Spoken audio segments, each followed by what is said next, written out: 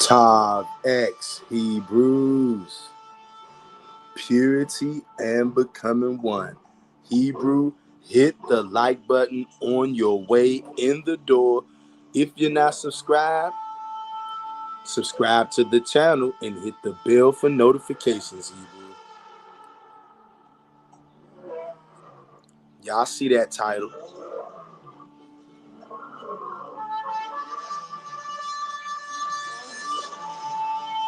Family, we're going to give it a few minutes to see if any brews come up in here. Peace, blessings, love, and safety to the 12 tribes of Israel who are scattered into all nations. Family, I'm about to be dropping the bomb on y'all today. I'm not going to tell you what to think. I'm not going to tell you what to believe. I'm merely going to bring out information. It's up to you to decide what you do with this information, family. I'm telling y'all right now, if you don't want to be forced to question everything you thought you knew, do not watch this live stream. I'm telling you right now, look, I'm y'all brother. I love all the Hebrew Israelites, no matter where you are, what country you in, where you was born. I know we all spread out. We've been scattered into all nations. I love all of you niggas out there. Whether you're on the live or on the playback, peace, blessings, love, and safety to every single Hebrew Israelite. I don't care where you are at right now. And look, y'all know, family, these days, Negroes be having cell phones in prison. The internet is a real thing. I had one of my childhood friends, y'all, send me a Facebook request from his prison cell. I can't make this up. I haven't seen this Negro in years. He in the penitentiary, and he sent me a friend request from Facebook. I kid you not. The internet is real, family. There may be a Hebrew Israelite somewhere in jail or prison right now coming across this live stream. You got to sneak to watch this if you in jail or prison. But guess what? If you are in jail or in prison and you happen to find this channel, I know it wasn't by accident. Just make sure you don't get caught listening to this Negro. But this is for you too. This is for everybody out there. Okay? Kenyon Isaiah says, right on, bro. Much love and respect. Hey, bro, much love and respect to you, Kenyon Isaiah. Hope all is well, brother. Hope you're having an absolutely marvelous day. Family, this gonna be one for the books, y'all.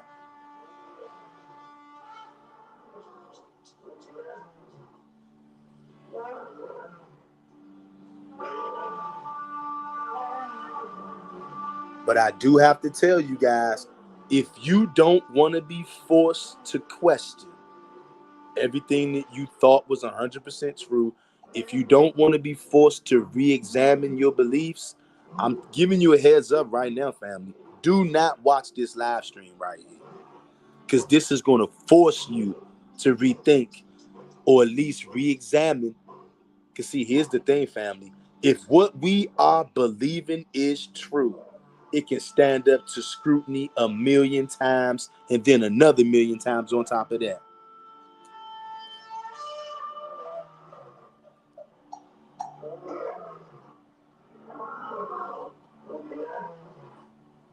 If something is true, it doesn't matter how many times you examine it. The truth will always come out and stand up. But see, what a lot of our brothers and sisters are fighting with is, deep in their spirit, they know if they look too hard or if they dive too deep, they are going to find something that they did not expect, and they know it's going to rock their world. So they just prefer not to go looking.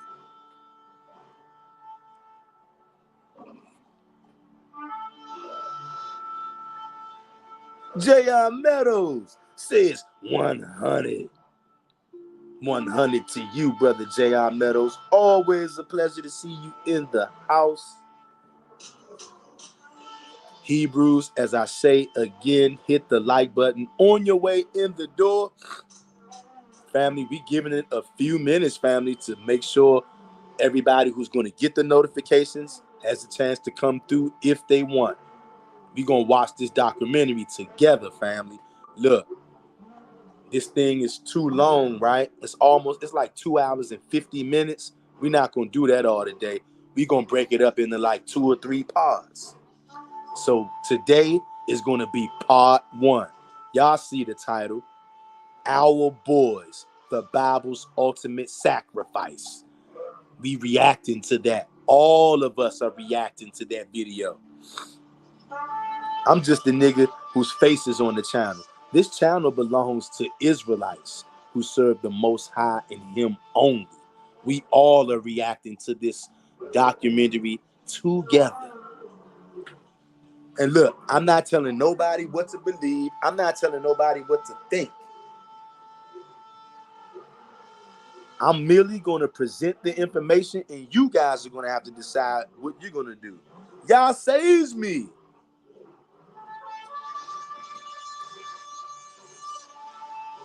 Y'all saves me says, shalom, family.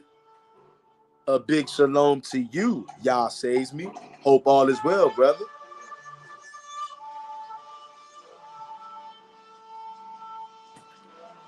Hope all is well. Family, hit the like button as you come through the door. Family, I'm letting you guys know right now. I'm trying to do my best to give the disclaimer. If you don't want to be forced to re-examine everything you thought you knew or everything you thought was true, if you don't want to have to be forced to re-examine that, I'm giving you time right now. Click off of this video, man. This video is not for people who don't want to think. If you don't want to deep sea dive, if you don't want to explore the possibilities, and anybody who's telling you there's only one possibility, family, they haven't gotten the update.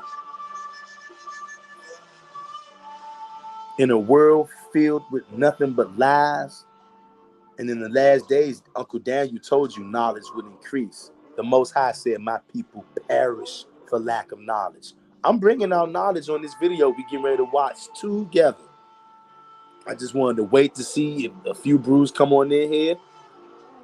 And you guys, since we're trying to get through this video, right, I'm not going to be able to stop and respond to every single comment in the live chat, but I will be stopping the video sometimes to chop it up with you guys. So, we're going to do how we usually do, family. You guys feel free to leave as many comments as you want.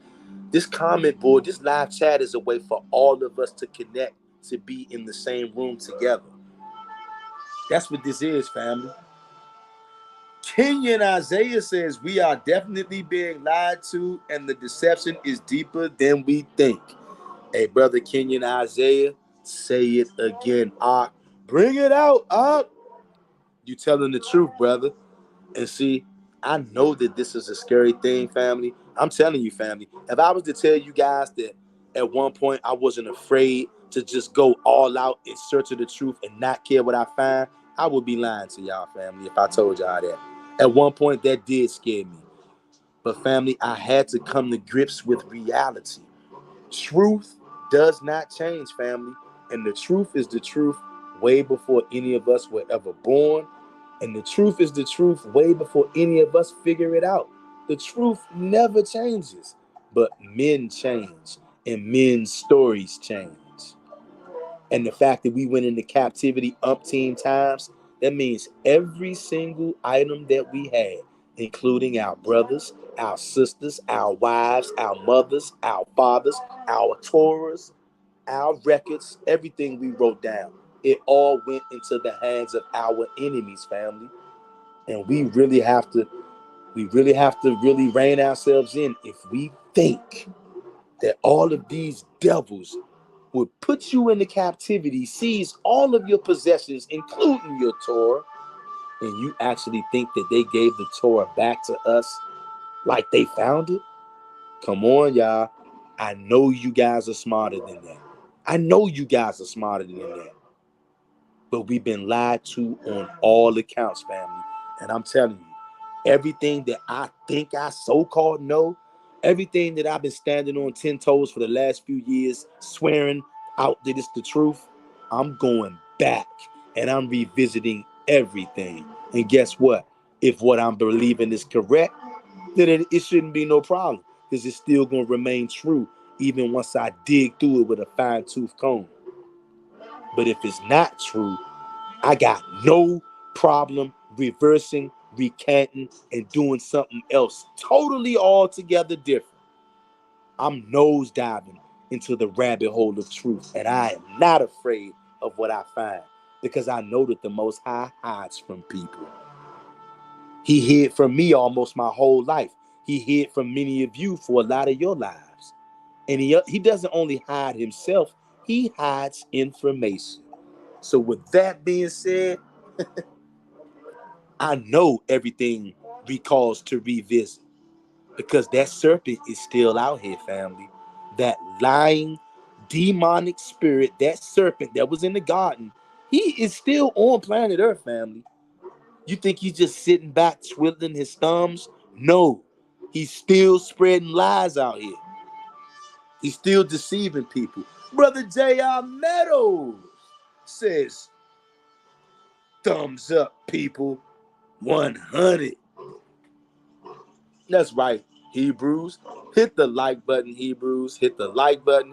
Look, go out and share this video with somebody, okay?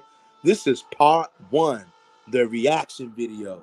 Our boys, the Bible's ultimate sacrifice. Now, I'm telling you right now, this is your last chance. This is your last chance to click off of this video, Hebrew. Because I'm telling you, anybody who watches this, whether you like it or not, you're not going to be able to unsee what you're getting ready to see and what you're getting ready to hear. It's going to make you reevaluate everything that you thought you knew. That's why they call it growing pains, family. Growth can be painful at times. This is your final call, your last shot, Hebrew. Click off of this video right now if you don't want to be forced to question and rethink everything you think you know. It's your final chance. 10 seconds, Hebrew. 10, 9, 8, 7, 6, 5, 4, 3, 2, and 1. All right, Hebrew. I warned you. You've been warned, Hebrew. Okay? You've been warned. Now, it's time for it to go down. This is what you wanted, right? I told y'all, enough of me talking, though. Enough of me running my big black mouth. Y'all ready for this, Hebrew? Hit the like button. Share this video with somebody. Subscribe to the channel. If you're not, we're going to try to go for an hour of watching this, because it's too long to do in one sitting. Whether we watch for 45 minutes or an hour. This is the first part. Hit the like button, Hebrew. And look, I'll clean that thick Negro wax out of your ears, Hebrew, and listen good. See, a lot of times we just say, oh, look at them crazy white people. They just hate us or whatever. They just hate us or whatever. You know, it's more than just that. These are people who for centuries have studied you from the top down. And I mean, I'm talking about your body, everything about your body, everything about your mind, and everything even about your spirit. These are demonic people that we're going to be talking about. And they have studied you from top to bottom. Okay, so anyway, so with that being said, what I'll do is let me bring up this slide here. And the first person we're going to be talking about, she's going to talk about is this guy by the name of Alfred Kinsey. And as you can guess, you don't have to guess, yes, he was very Jewish. Okay. And I'm going to play this clip from this woman here.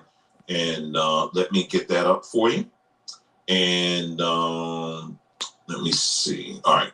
Let me go ahead and bring this up here. And there'll be times as I'm playing these videos that you'll definitely hear me like stopping here and there. Okay. And that's, you know, I'm just going to have to do that. But the entire videos that I will be showcasing today are already. Y'all say me says, who are we watching on the video? I forgot the name of this brother's channel. Right now, this channel we watching on right here is called Long Form History. But that's not this brother's main channel. But it's one of his channels was Long Form History. But the real name of his channel, I want to say, is Samba something. Hey, Hebrews, what I'm gonna do after this video uploads, when you come back, I'm gonna leave a link to this guy's channel. Fair use, fair use. Posted here on BondTube. Okay, you'll be able to see that. Watch it on your own time. Okay, we're just gonna be highlighting. We're gonna be chopping them up a little bit today, and that's it. So this first one, I'm supposed to start at 11:20. All right. So the first symbol you're gonna see, you're gonna be like, "Oh snap!" But just keep them. That's it. Okay. All right. So let me go to 11:20.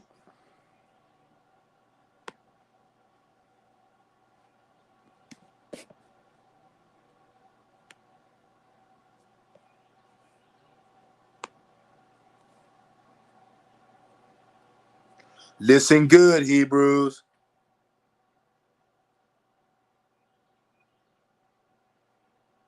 All right, there you go. All right, so let me get my face up here too. See how I do that. Okay, so you guys can hear me. Okay, so you'll hear my voice. You won't see us, but you'll hear my voice. Okay, let me scroll to 11:20. Hebrews, listen to this. Pay attention, y'all. Hit the like button, Hebrew. This is critical information right here. And I have this woman's name. I texted it to you. Yeah, Nicole will tell you in a moment. But Hebrews, I'm gonna leave a link. I'm gonna leave a link to this guy's channel after this video uploads. Let me go ahead and play it. Okay, we're gonna start at 11:20. She's gonna talk a little bit about Alfred Kinsey. All right, let's go. Sing. What is the Creator's energy to bring forth life? Harnessing that beautiful love-based, life-creating force for evil. And we are participating. And I'm going to show you how.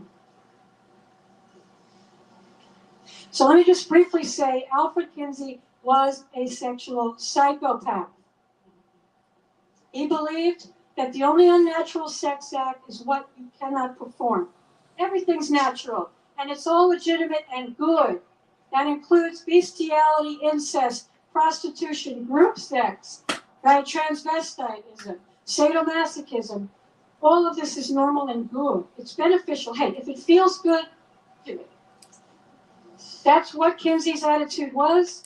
That's what the Rockefellers' attitude is. That's what the Luciferians promote. Am I right? We all know this. So again, Kinsey worked to overthrow all laws prohibiting any of these things. And I want to tell you how disgusting and sick in the mind that this man was. Okay? He took a toothbrush during masturbation. Listen to this. As you can read, and shoved it up into his urethra. Did you hear that? This Jewish guy took a toothbrush and shoved it up his urethra as he's masturbating. And he filmed it for his pornographic collection, which he boasted was the second largest in the world at the Kinsey Institute at the University of Indiana, which still exists to this day. He circumcised himself with a pocket knife. Okay, here's the most psychotic thing I've read about him. He took a rope and tied the rope around his scrotum. This nigga tied a rope around his testicles. He took the other end of the rope, put it up on a pipe over the ceiling, wrapped it around his hand. He was standing on a chair, and then he jumped off the chair. And he hung himself by his balls from the Sick. ceiling.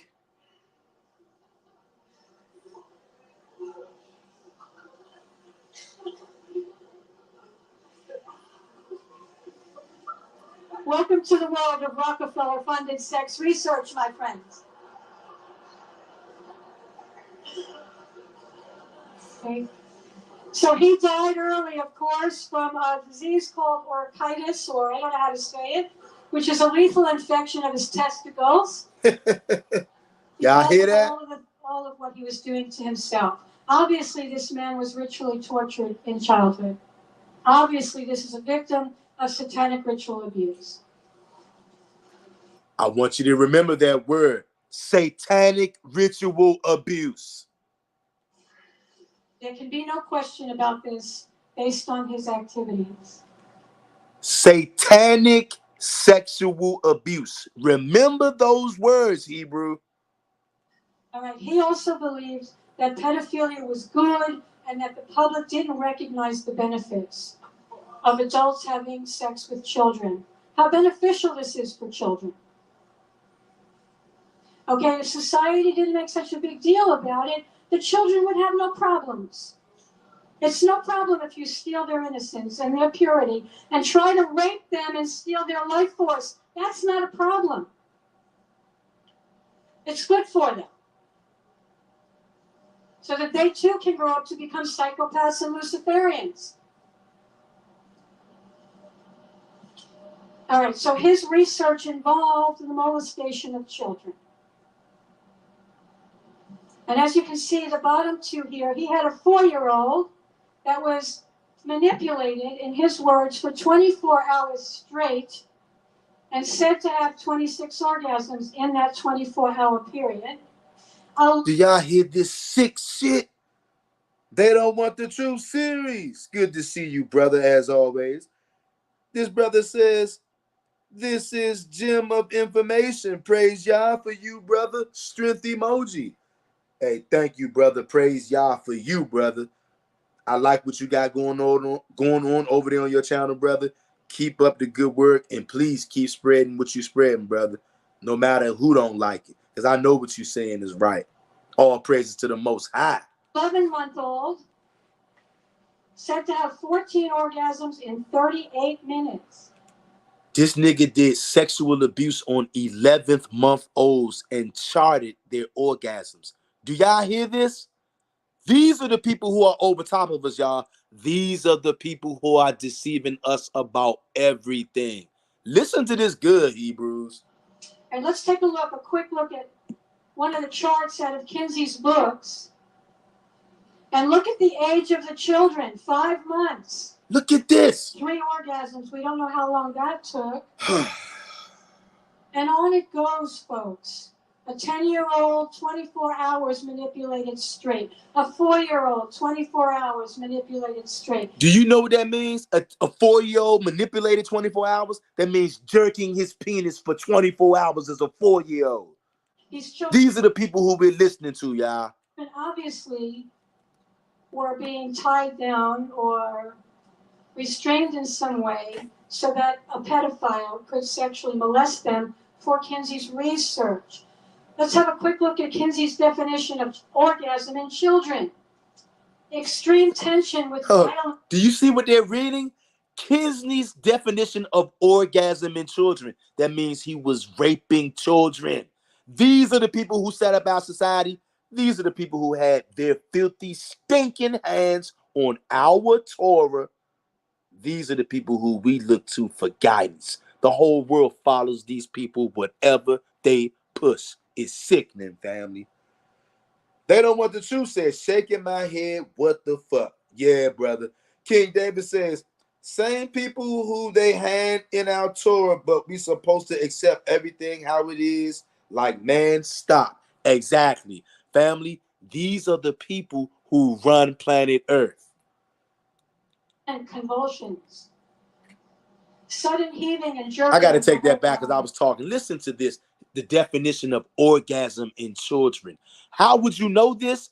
Because you are raping children. And I'm sure they're going to flag this video because I said the R word. I said it now. Oh, well. 24 hours manipulated straight. A 4-year-old, 24 hours manipulated straight. These children obviously were being tied down or restrained in some way so that a pedophile could sexually molest them for Kinsey's research. Let's have a quick look at Kinsey's definition of orgasm in children. Extreme tension with violent convulsions. Sudden heaving and jerking of the whole body. Whole body or parts of it spasmodically twitching. Violent jerking of the penis.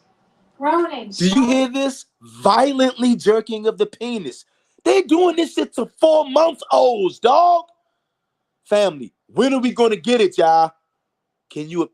Some of these kids are 4-month-olds, 2-month-olds being jerked off for 24 hours straight. Do you see what's going on, family? Violent cries, sometimes with an abundance of tears with the young children. Extreme trembling, collapse, loss of color, sometimes the fainting of the subject. This is all orgasm in Kinsey's mind.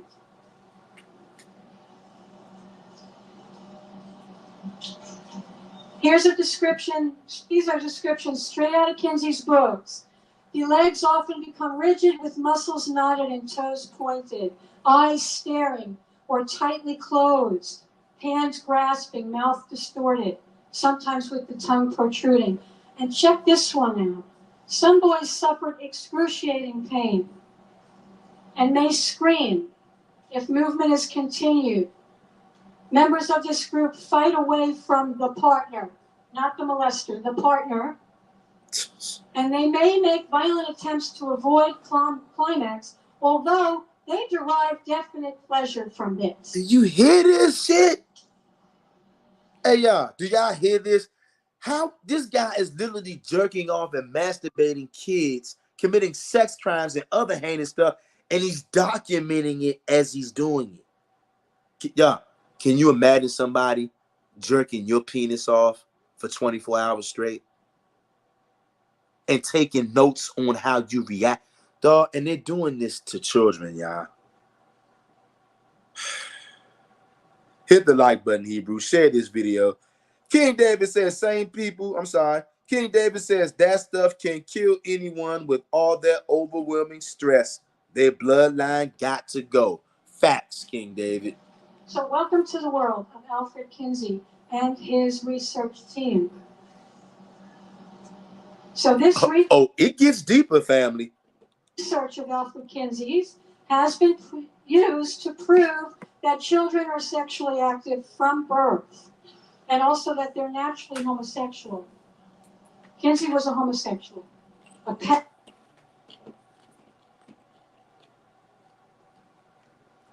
Okay, so I'm gonna continue to play it here, but I'm reason you may say, whoa, we starting off hard like this. Yes, we are.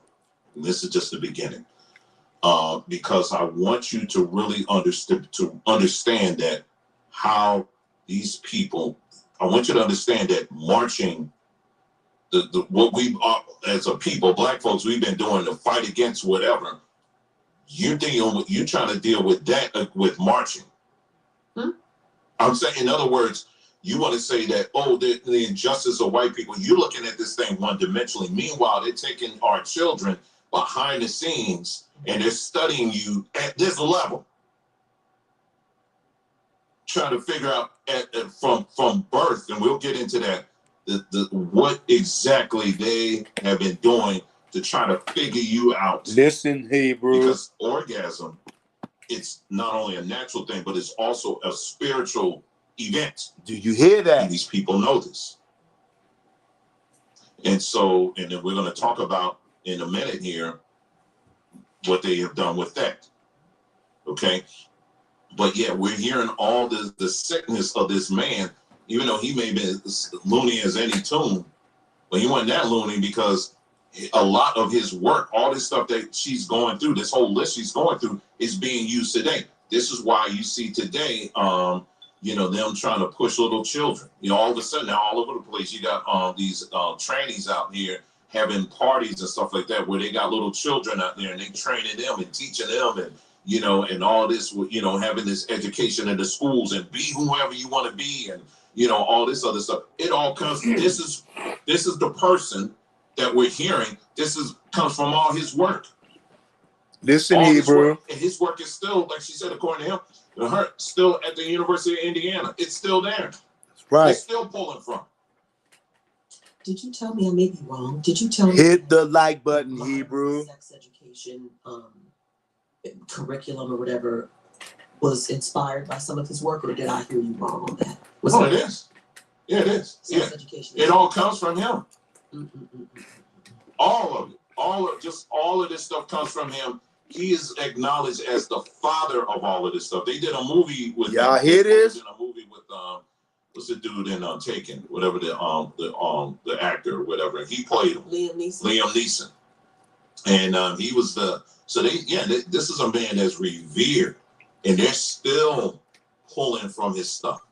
And they're applying it to the shows that you see, the movies and all this stuff. They're still pulling from it. All right, so we're gonna play a little bit more of this particular clip, and then we're gonna switch it up a little bit. Okay, let's go. Listen up.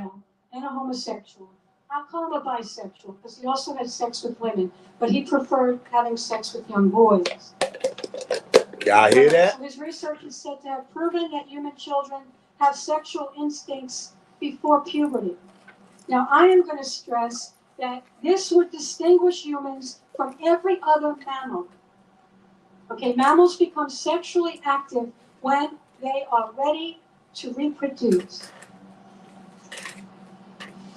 And such a difference between mankind and all other mammals cannot be explained through biological evolution. And I told you I'm going to be stopping and going or whatever. What she said is very, very important. If you look at animals. They don't want the truth, sir. He says 40 years, not enough. Brother, I gave you a wrench too, brother. So whenever you feel the need, somebody acting crazy, getting ridiculous, you got a wrench. Do whatever you feel like doing with that wrench, brother. Hit the like button, Hebrews. Subscribe to the channel and listen up. They don't become an animal. When you see a dog or cat or whatever, or a squirrel or whatever, they don't come out of the womb ready to mingle. You know what I'm saying? They don't come out like that.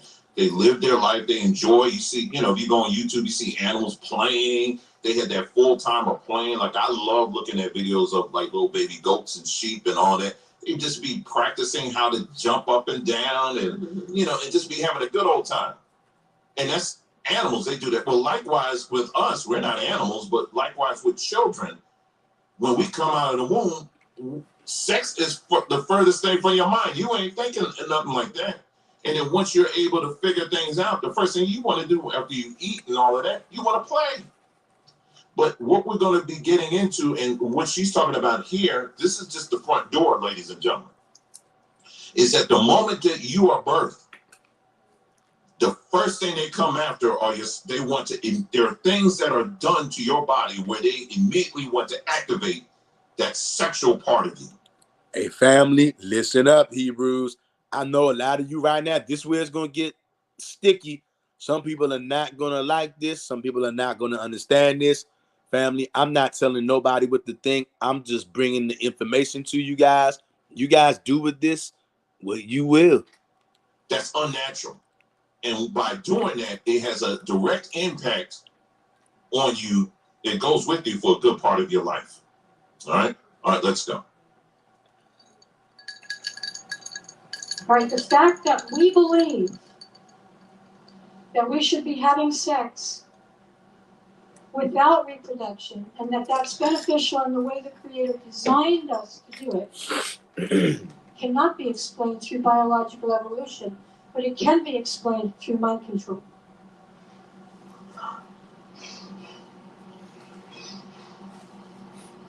So what they wanted was to legitimize pedophilia.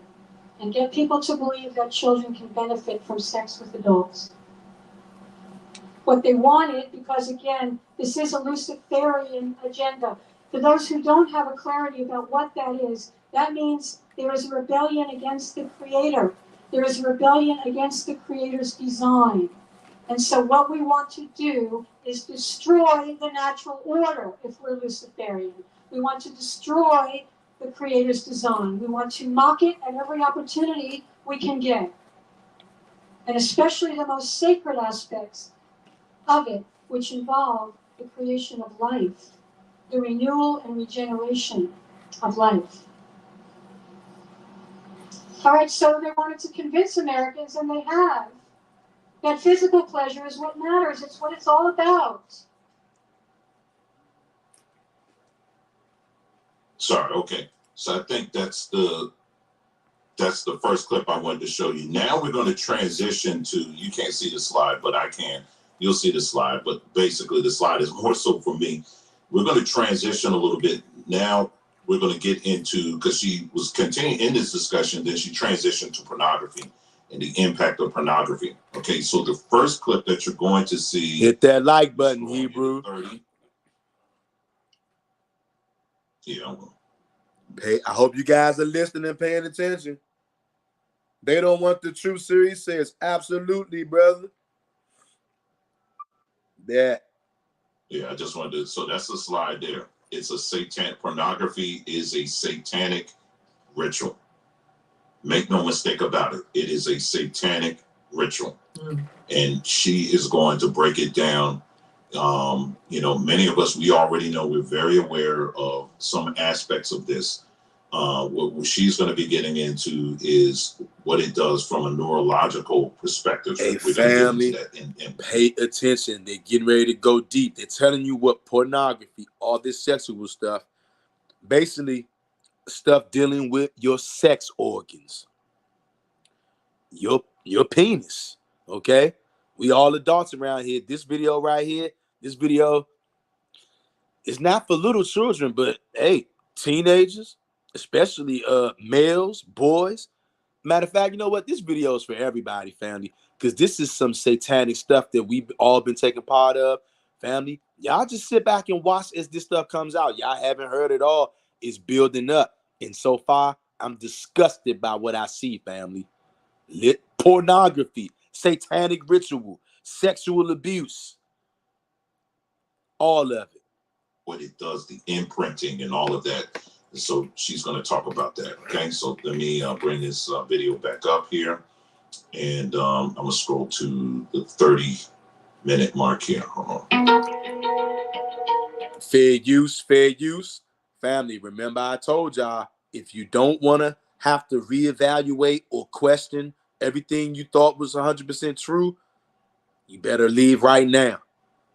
Okay? Because this video is going to make you, at minimum, you're going to question everything you thought was 100%.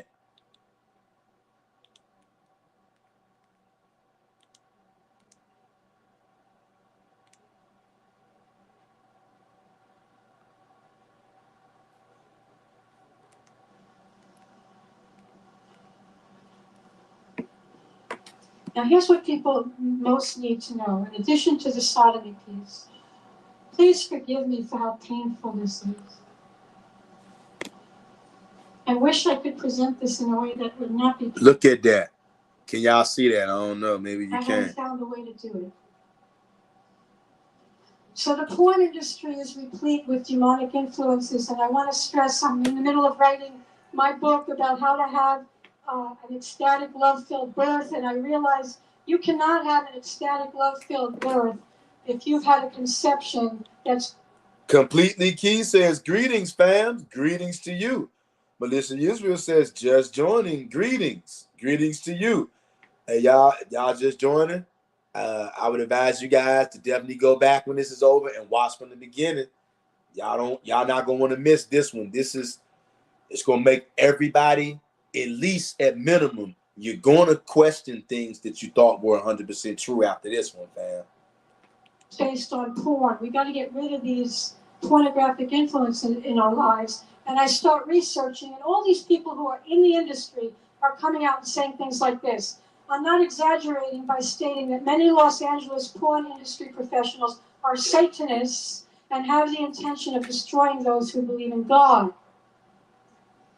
Another one says, in porn, the producers and the film editors who edit the final film for the public cast spells into the final cuts of the film, and these spells are to cast demons into the films so that when you watch the films, these demons can influence your lives. Do you hear that? Hebrews, anybody out there who's watching porn, if you have trouble watching porn, Hebrews, pray to the Most High for forgiveness, asking to give you strength and stop doing it. Porn's opening up portals to demons. Can't make this up, family. Here we have a survivor of satanic ritual abuse, Kurt Barker, whose books I'm sharing at my table. I encourage people to please look at his work. Okay, Kurt was raised, by the way, in a satanic cult to be Kathy. Every time he was with the Luciferian cult, he had to dress as a girl, present himself as a girl. He was involved, had to do child pornography and sexually service these psychopaths while he was dressed as a girl because they get off on this kind of shit. Sick. This is the agenda of transgenderism, folks, right, is to separate the children from their core personalities. And did you hear that? Separate the children from their core personality. You sexually abuse them when they're kids. Create alter personalities that will be in service to these psychopaths. There's nothing normal about wanting to have surgical alteration of your genitals, nor is it normal. Did you hear that, Hebrew? I know somebody out there might not like that. Family, I'm going to rewind that again. There's nothing normal about wanting to have surgical alteration of your genitals, nor is it normal for these psychopath doctors to be strapping babies to boards and cutting off the most sensitive part of their penises. Family, that's what this one is all about. Family, I know this is going to be a tough pill to swallow. I know some people might not understand this. I'm telling you, family, what this lady just told you. There's nothing right about wanting to sexually mutilate your body, family. Period.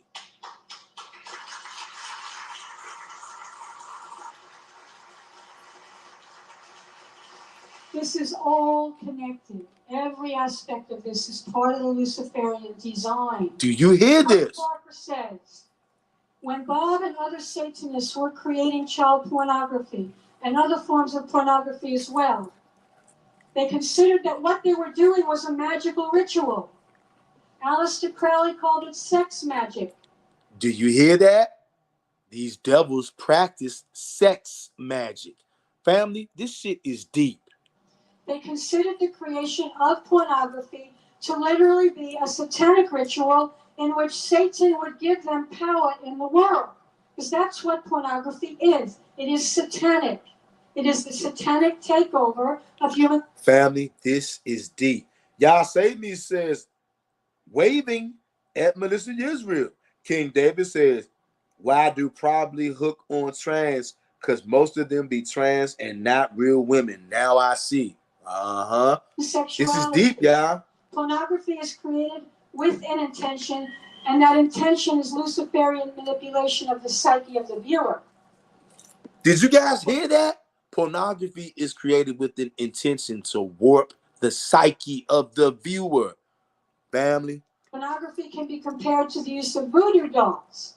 You hear this? Establishing a psychic connection with the viewers to demonically influence them, to block their connection with the real creator. That's the biggest part, blocking your connection with the creator.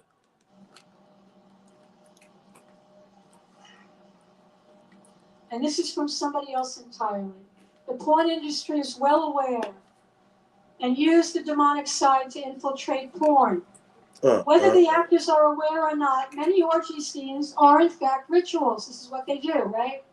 But you will never see when the actors and directors meet at 6 a.m. in the morning, drink their potions, and cast their spells. And what potions is that you think they're drinking? I bet you them niggas are drinking blood. I bet you they drinking blood. She said drink their potions. They ain't talking about no drinking beer or nothing. They drinking blood. Before they start recording for the public. The use of pornography provides a direct gateway for demonic influence, and every video or website opens another door.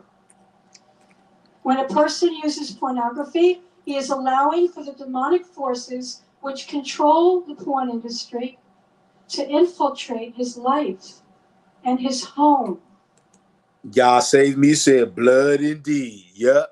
Drinking their potions, all right. Blood sacrifice is what they drinking. Christians. What we're talking about here is spiritual bondage. Whenever a person watches pornography, a person is actually tapping in to the demonic realm.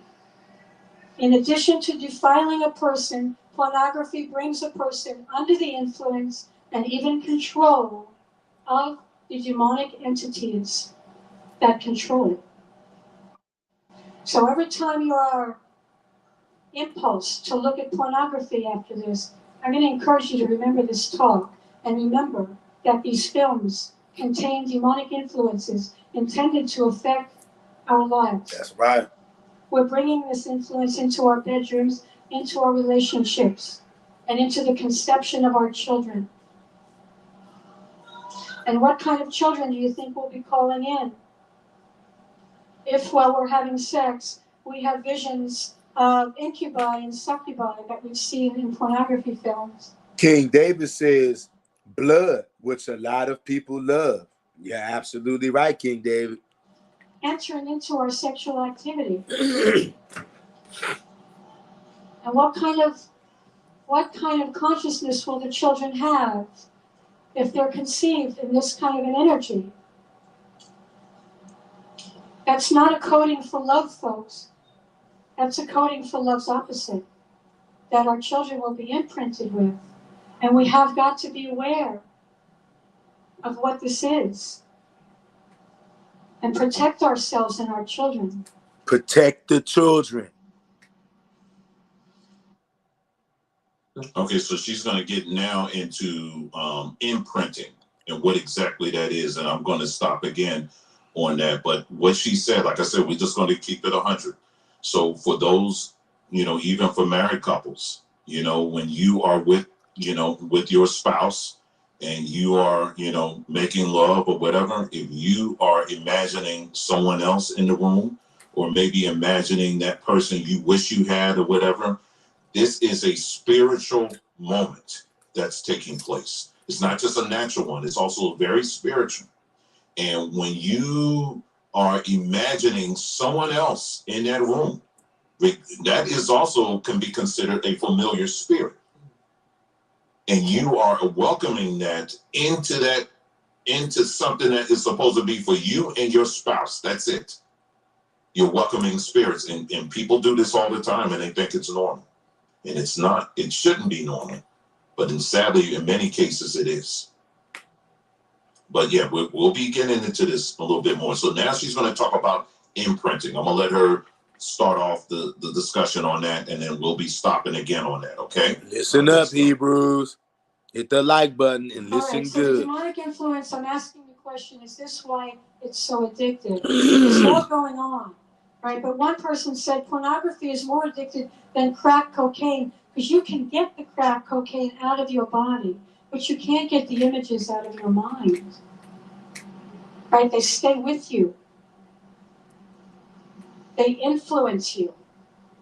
They get wired into your brain. It's called imprinting. Y'all hear that? The more you masturbate to these images, right, the stronger these neurological highways become. You know the expression neurons that fire together, wire together? All right, when you create a neurological highway looking at a screen and masturbating over and over and over again, Listen, you are Hebrew. changing the structure of your brain. Do you hear this? You're changing the brain chemistry and rewiring your circuitry to get off from masturbating to a screen, but certainly not to make a connection in intimacy or love. Very different things. Very, very different things. Yeah, so I want to make sure you catch that. Anybody, and that's a male or a female, when you engage in masturbation, you are actually taking part in, like she said, is you're literally are rewiring your brain and you're imprinting.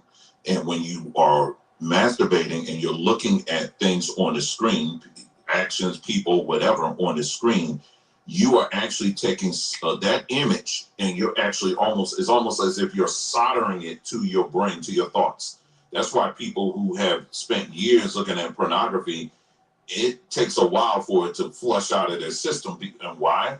Because you have meditated on this stuff over and over and over and over again until literally it has made a physical imprint on your brain, on your thoughts. You hear this, Hebrew? This is serious, So, y'all. with masturbation is the spiritual connection, if you will.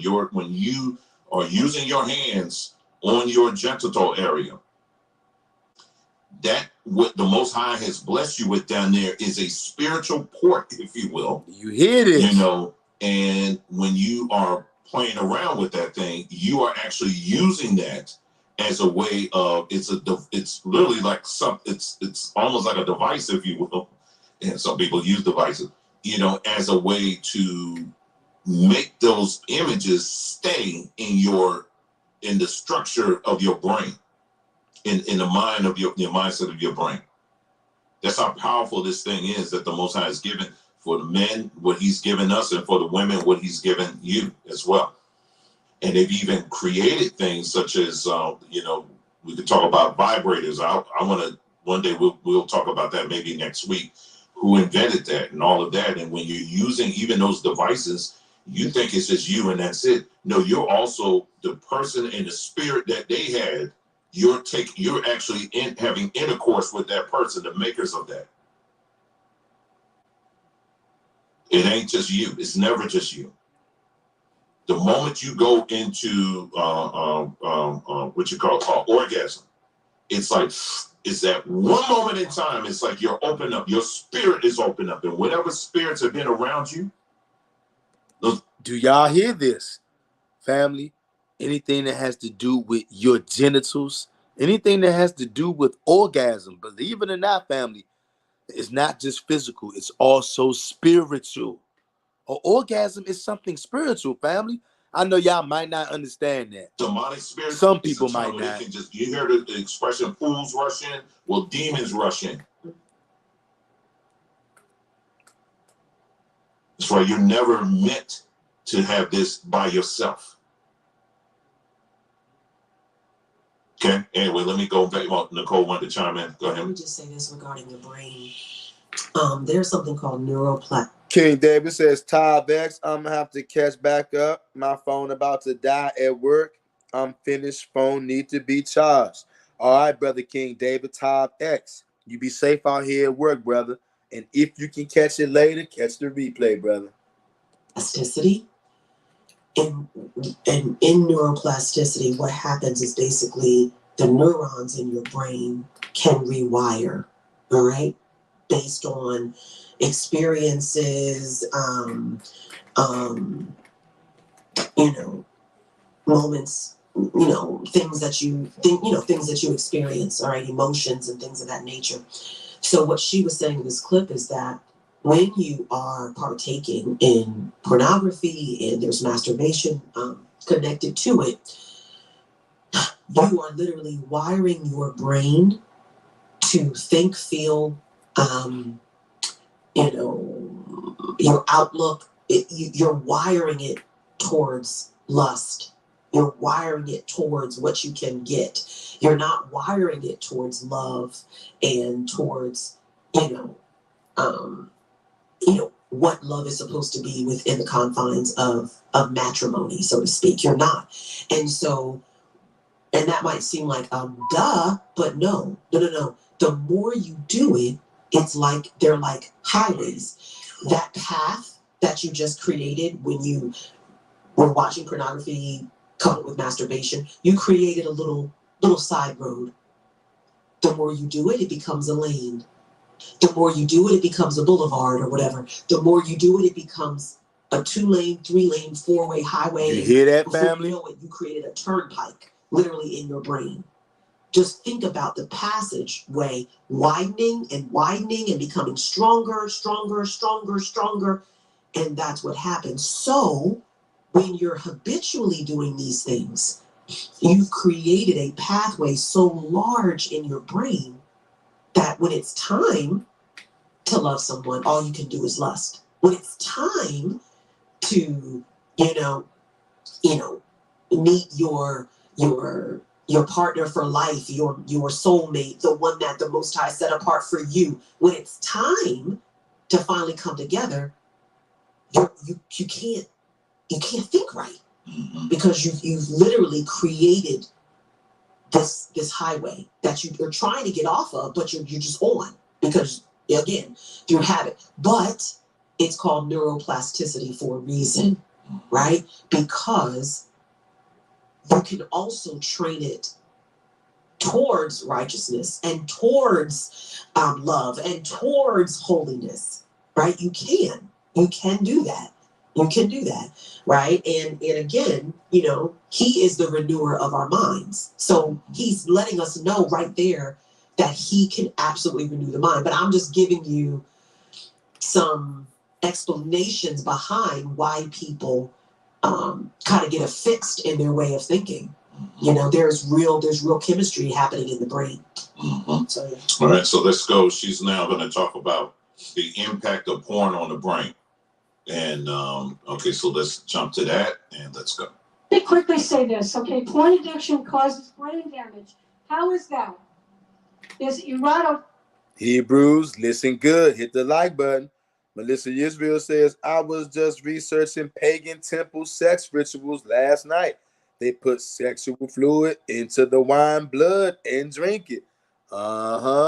Family, you're going to see a connection in a little bit, family. I'm telling you.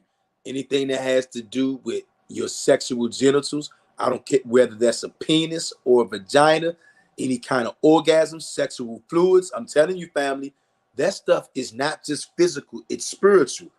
And you're going to see, the longer you watch this, you're going to see. Toxins, this is a new word in the scientific community, get released into the bloodstream while viewing pornography that alter brain chemistry and cause progressive brain damage. The frontal lobes atrophy or shrink. They call this hypotrophy.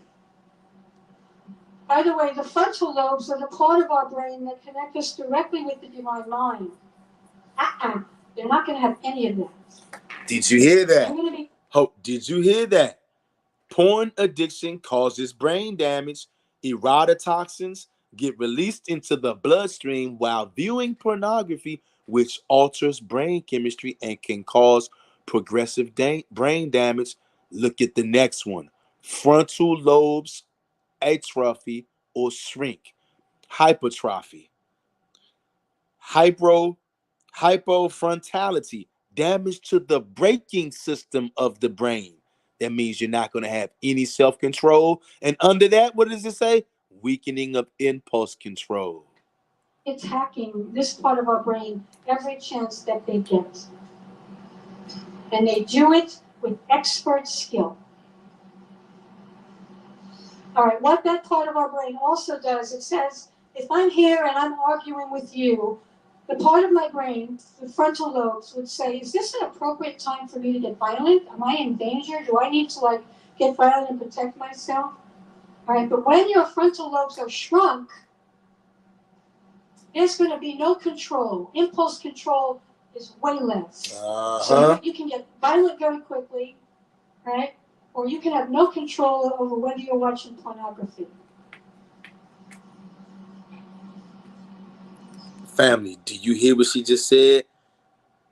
Impulse control. And check this out. You're going to find out soon that when you have part of your penis chopped off, particularly the very most sensitive part of your penis, it affects your brain. And I started to think, when I heard the word hypofrontality, where had I heard that before? Listen. In my book, Listen Birth now. Trauma and the Dark Side of Modern Medicine. I Listen. have out here. Please come and buy my book. I quote a Jewish French intellectual who was talking about what's going on with the Jews. What's going on here? Okay? What he says is this about circumcision. Circumcision brings about a hypertrophy. Same language. Oh, of the organ of what? moral sense. What? Hold up. No, she couldn't have said that. Back it up. Here it is, Hebrew. No way to run from this, Hebrews. All right, what that part of our... Look at this right here. Hypertrophy, what? Causes the brain to shrink. Damage to the braking system. It makes you a loose cannon. The part of your brain that says, should I get violent right now or should I just chill out? Can I control myself, stop myself from watching porn, or should I just binge out and masturbate? The braking system, hypofrontality. brain also does. It says, if I'm here and I'm arguing with you, the part of my brain, the frontal lobes, would say, is this an appropriate time for me to get violent? I had to rewind this back, Hebrew, just in case y'all missed it. Listen. Do I need to get violent and protect myself? All right, but when your frontal lobes are shrunk, there's going to be no control. Impulse control is way less. So you can get violent very quickly, right? Or you can have no control over whether you're watching pornography.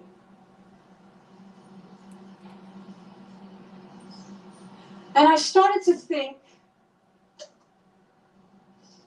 when I heard the word hypofrontality, where had I heard that before? Dun, dun, In dun, my dun. book, Listen Birth now. Trauma and the Dark Side of Modern Medicine. Nowhere to which I run from have this, out here. Hebrew. Please come and buy my book. I quote a Jewish French intellectual who is talking about what's going on with the Jews. What's going on here? Okay? What he says is this. Listen. About circumcision. Listen about circumcision. Circumcision brings about a hypertrophy. Same language of the organ of moral sense. We have known for 40 years that this gland is atrophied among insane people. It is hypertrophied with the Jews. Circumcision affects the Jewish psyche and now the American psyche because the Jewish takeover of the American medical system meant that circumcision is now mainstream. And let me say this straight out, okay? With all love in my heart, for people who were raised in this cult called Judaism, Judaism is a Luciferian cult. Do you hear that? This is what it is. They are ritually torturing infants. Family. Did you hear that? Ritually torturing infants. Don't go nowhere, family. Whether you're on the live or the playback, this is heating up. Don't move. 50,000 chickens were sacrificed in New York City. What? Last September. So animal sacrifice is still alive and well. Go figure. That's why the Most High had me jumping all over animal sacrifice. In this, what we call religion. But this is a cult that is hurting children, hurting animals, hurting our world. Do you hear this, family? Hurting children, hurting animals, hurting our world. And if you identify with this cult tribally, I'm going to encourage you, just like any other survivor of satanic ritual abuse, to get some healing and separate yourself from this tribal identity. Do y'all hear this?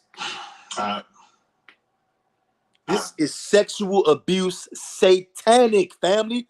This is heating up. Melissa Israel says, wow. Oh, family, don't go nowhere. We've been saying this. This is wicked, family. And there's a lot I could say on this part here, but I will say what's immediately on my mind right now. You know, when she talked about the sacrifice of chickens, and we talked. Hey, family, if you don't care about yourselves, at least care about the children. They're sexually torturing and abusing children. About this as well. We pointed this stuff out. I said, no, this is a demonic ritual. We pointed this stuff out, and we have what was his name? Benaiah Israel. He actually had posted on YouTube and was saying that because they weren't just doing this in New York. They were actually doing this all the way in Spain and Portugal. These people that we're talking about. Sacrificing chickens. And what he said was, animal sacrifice is still going on and is still wicked right now. Was that, again, he gets these people, they get little snippets of history from different people. They piece it together. It's a Build-A-Bear culture. That's what this is. And was saying, see, you know there are people because they love them some chicken. They love some chicken. And I'm sitting up here scratching my head, and I'm watching the people, and they just say, yeah, I know, that's right. They are people. Yeah, that's right. You know, we love some chicken and all this. And I'm like, do y'all not understand why they were doing that? Number one, they ain't our people that you're chasing after. So that's number one right there.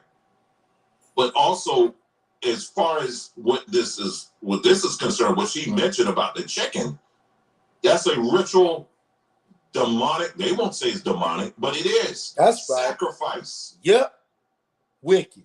And this woman here is telling you, if you got anything, if you're connected to Judaism at all, in any length, anything, I don't care if it's down to, I'm not in Judaism. I call myself a Hebrew. That's Judaism. Shalom, everybody. That's Judaism. Shabbat, everybody. Shabbat. That's Judaism. Any branch, any part of it, any leaf, it's all connected. I want to be very clear, so that way when you're done listening today, there's no question. There's not going to be any question. Because I told you, right now we're still at the front door. But no. Actually, we're not in the front door. Now we done passed the front door, and we're about to we all about to sit down in a moment, and we're all about to sit down because when you hear the next part, get ready of what these people have done, yeah, you'll see exactly where I'm coming from and what I'm talking about. These people are the devil that the Bible speaks of. Let me just scroll on here. Let me see. She's at 44. Okay, I'll just jump to 53 here. Hebrews, hit the like button if you haven't. Subscribe to the channel if you're not. Because she's getting into another topic that we're going to talk about, and I might come back to that. So let me go back here to 53 here. I'm just going to tell you this here. I'm just going to stop it there. But this is to show you just how wicked these people are. Yep. And what you're seeing on your screen right now, just how wicked these people are. You got brothels in Germany where they're tying up little dogs, and you as a man or whatever, you can go in and just have your way with them. Do y'all see this shit? Brothels, prostitution halls in Germany where you can go and pay to have sex with animals. They got their dog right there tied up, and that dog is going to be raped. These are the people we listening to. People. Who is in Germany where they're tying up little dogs, and you as a man or whatever, you can go in and just have your way with them. It's disgusting. These are Jewish people. Say it again. That's disgusting. They all controlled all this stuff. Why do you think we spent so much time talking about who these people are? Bring it out. And then it goes on, and like I said, let me just skip over that. Let me see. Look at this again. sick She's shit. blocking stuff out here. That we have 50, Yeah. 53. Do y'all see the what you images just up saw there? These were images, cartoons that were like in Playboy magazine or whatever. And what you're looking at right now is a man. He got two women. He got two little girls tied up, and he's like writing in his book, like, okay, I'm doing the Kinsey thing. Like, okay, how many times did they go on orgasm and all this other stuff? This is entertainment. This is, again, this. Do y'all see this sick shit? I don't know how good y'all can see it, but the big fat piece of garbage in the middle has two little girls tied up on the side of him. Clearly, he's been raping them, and he got a notepad in his hand taking notes with a wicked smile on his face. Y'all, these are the people who we've been listening to. This is all in that world. For many of you, you never peeked or looked into this world. I'm telling you, this is what these people do. And they put it all under the umbrella. If they don't want the true serious, says unclean is an understatement for these Gentiles. Facts, brother. This is beyond unclean. Of Judaism, Hebrewism. So let me go ahead. Now she's going to talk about neurologically what happens to you, I believe, in sodomy. Now, this is a very important topic here. Because like I said, we can only just, all we're doing is tip, tip, tip. That's all we can do because it's so much. But for some of you, you have been touched by this thing. And like I said, thankfully, look, at the end of this all, after, once we finish this series, we want to have a time where we are really praying for our people. Yeah. But she's going to explain to you neurologically what happens, what takes place when someone is sodomized. Listen to this, family. I keep telling y'all, your sexual organs is not just physical. This stuff alters your spirit and your brain. Anything that's done with your sex organs, it alters your spirit and your brain. It's not just an act. There's more to it. All right, so let me go ahead and play this. The porn industry. Let me quote this amazing woman, Dr. Judith Reisman, who is also Jewish, okay? So we have good people in the Jewish community doing very important work, and I encourage more of it. She says, you cannot do the kind of programming of people's brains, minds, memories, and bodies, because the connection between the brain goes all the way down through the eyes, comes in, right? The visual comes in, right down the spinal cord to the genitals. It travels all the way. She says it much more eloquently than I do. From the spinal cord to the genitals. Hebrew, I don't know if you guys knew. I know some of you know, but your genitals are directly connected to your spine and your brain. Somebody hacks away at your penis, they're hacking away at your spine, and they're hacking away at your brain. Right? Way down from the retina, all the way down the central nervous system and into... You heard? This thing goes all the way to your retina. The tip of your penis is literally controlling your brain, your spine, and your retina. It's all one, family. Family, I know this might be hard to swallow or hard to accept. Hit the like button. The genitals. You can't show people those kinds of pictures and arouse them that way and not think they're going to act out, either positively on somebody who agrees or negatively on somebody who doesn't agree. That's what's going to happen. And you simply cannot do that to billions of people at one time, to masses of the population, and certainly not to young children. You hear this? I don't know if you can see this one, but there's a pedophile in the bushes here with a sign that says sex education. Bob, there was a request for me to go overtime. How do you feel about that? You have about 10, 15 minutes. Okay.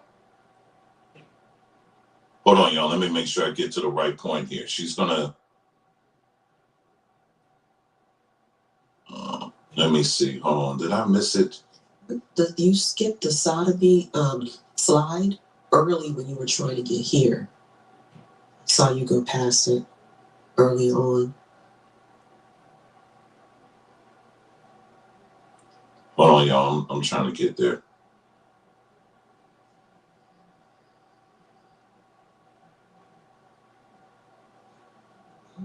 I never time on it.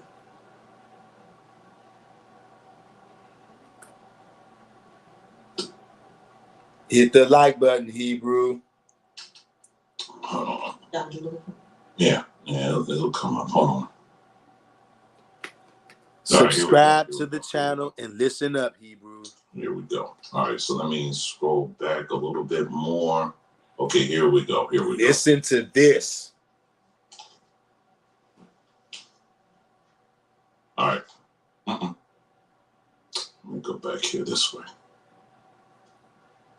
Okay, here we go. I'll just start it from here. Listen up, Hebrew. Now here's what's happening. Okay, the girls in this age group who are now sexting, sending naked pictures of themselves to other boys because pornography permeates the culture, their culture. They're being coerced into engaging in sexual acts that they're not comfortable with by their boyfriends who have seen these, perverse sexual acts in pornography. So the boys are wanting to replay what they've seen because they think it's normal. This is what they're growing up with. This is what they're being fed, is the pornographic view of human sexuality, in which anal sex is a huge trend. And let me go into this topic very deeply, because there is so many survivors now of satanic ritual abuse coming forward and talking about and revealing what's really going on with this stuff. So here we're being told by a... Notice she said satanic ritual abuse. Don't forget those words. Survivor, her name is Marion Knox, that sodomy is the foundation of the satanic order, that it's called the Key of David by the Rothschild Illuminati, that it's Satan's sex, or Satan's new birth of a child. She says the Illuminati is Lucifer's church, the mystical body of Satan, and sodomy is like being born again into the mystical body of Satan. It's the initiation into the light of Lucifer that's achieved by sodomy of a 3-year-old. Did you hear that? Sodomy of a 3-year-old. Can't make this shit up. Now check this out. These are all her words. Okay? The initiation of the 3-year-old is the beginning requirement of someday rising up into the ranks of a group that is considered to be the Illuminati. A lot of people think of the Illuminati as being a political group, but in other sense, it's a brotherhood of sodomites. That's like a family. Sodomites feel a family bond, whether they're related or not. Did y'all hear that? She also says this: sodomy attacks the nerves at the base of the spine. You hear that? Sodomy attacks the nerves at the base of the spine, family. That can paralyze you, fam. It causes something neurological to happen within the brain. You hear that? So it changes the way the mind works, especially when you get the 3-year-olds. And it affects the way the person thinks, like nothing else will. Do y'all hear this, family? For a person to be able to develop multiple personalities, they would have to be sodomized between the ages of 2 and 4. Wow. Let that register. Wow. Do y'all hear this? Hey, y'all. Okay, so I'm going to go to this side again. I know she read it, but we're going to, because like I said again, we're going to take our time with this. The impact of sodomy. And I want, especially for those of you who have been impacted by this, for years, you may have been beating yourself up over some things that you may be dealing with. And this is why, like I said, all of this that we're talking about today, we're getting to the root of it. Okay. And this will hopefully bring some clarity as to why you may have been wrestling with some of the things you've been wrestling with. These are things that have happened to you and you had no control over. All right, so let's go. It says attacks the nerves at the base of the spine. Now, if you have paid attention, over the weeks, I've been showing you this, the Kabbalah, they have like this whole tree of life thing, right? And when you look at the symbol, it's like a long stick, and then it has like all these different names, Elohim, and all these other Hebrew God names and stuff on there, right? And it has all this stuff on there, but they're also tied to different what they call chakras, okay? And but that long thing in the middle, they have like a snake going around it, right? Well, what that mainly represents is a person's spine, okay? So your spine, it has a lot of nerves going through it. It's very important. Y'all hear that? And it's also very spiritual as well. We're spiritual beings. We're spiritual beings. So it says attacks the nerves at the base of the spine. So when this sodomy thing, when it's talked about this in the Bible, when it's talked about in the Bible about, removing ourselves from the sodomites, these Sodom and Gomorrah, these are practitioners of witchcraft to a degree where they understood when we put our thing up your behind, there's actually a programming that's taking place. Do you hear this, family? And it's a demonic one. All right, so let's go. And so it says causes something neurological to happen within the brain. It changes the way the mind works, affects the person's mind in a way that nothing else will. Do you hear this? You're going to be changed for life. Nothing.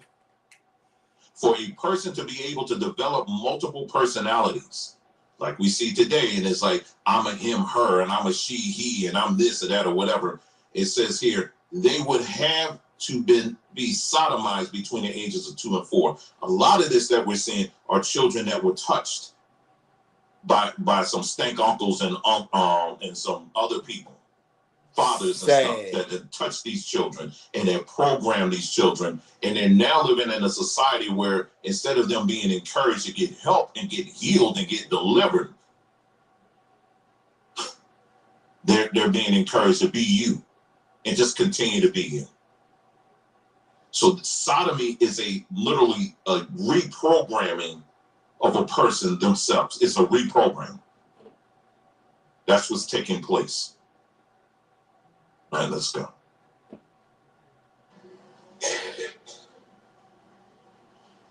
This is more for words. Sodomy has a spiritual component in it that is far more sinister than anybody recognizes. It is the most underrated evil power to the general public. But to the people who are in the know, this is the ultimate rebellion against God. This is what they hope to use to gain the whole human race for their side and to defeat God himself. And let me just put this in my own words, okay? When you take your penis, this amazing life-creating organ, and you put it where excrement comes out, instead of into the orifice in which life can be created, you are saying, fuck you to the Creator. Your life-creating program means nothing to me. My sexuality is now about excrement, so that I can align myself with the Luciferian world. And hey folks, I grew up with pornography too. Okay, my first marriage, I allowed my husband to penetrate me anally because I thought that's normal.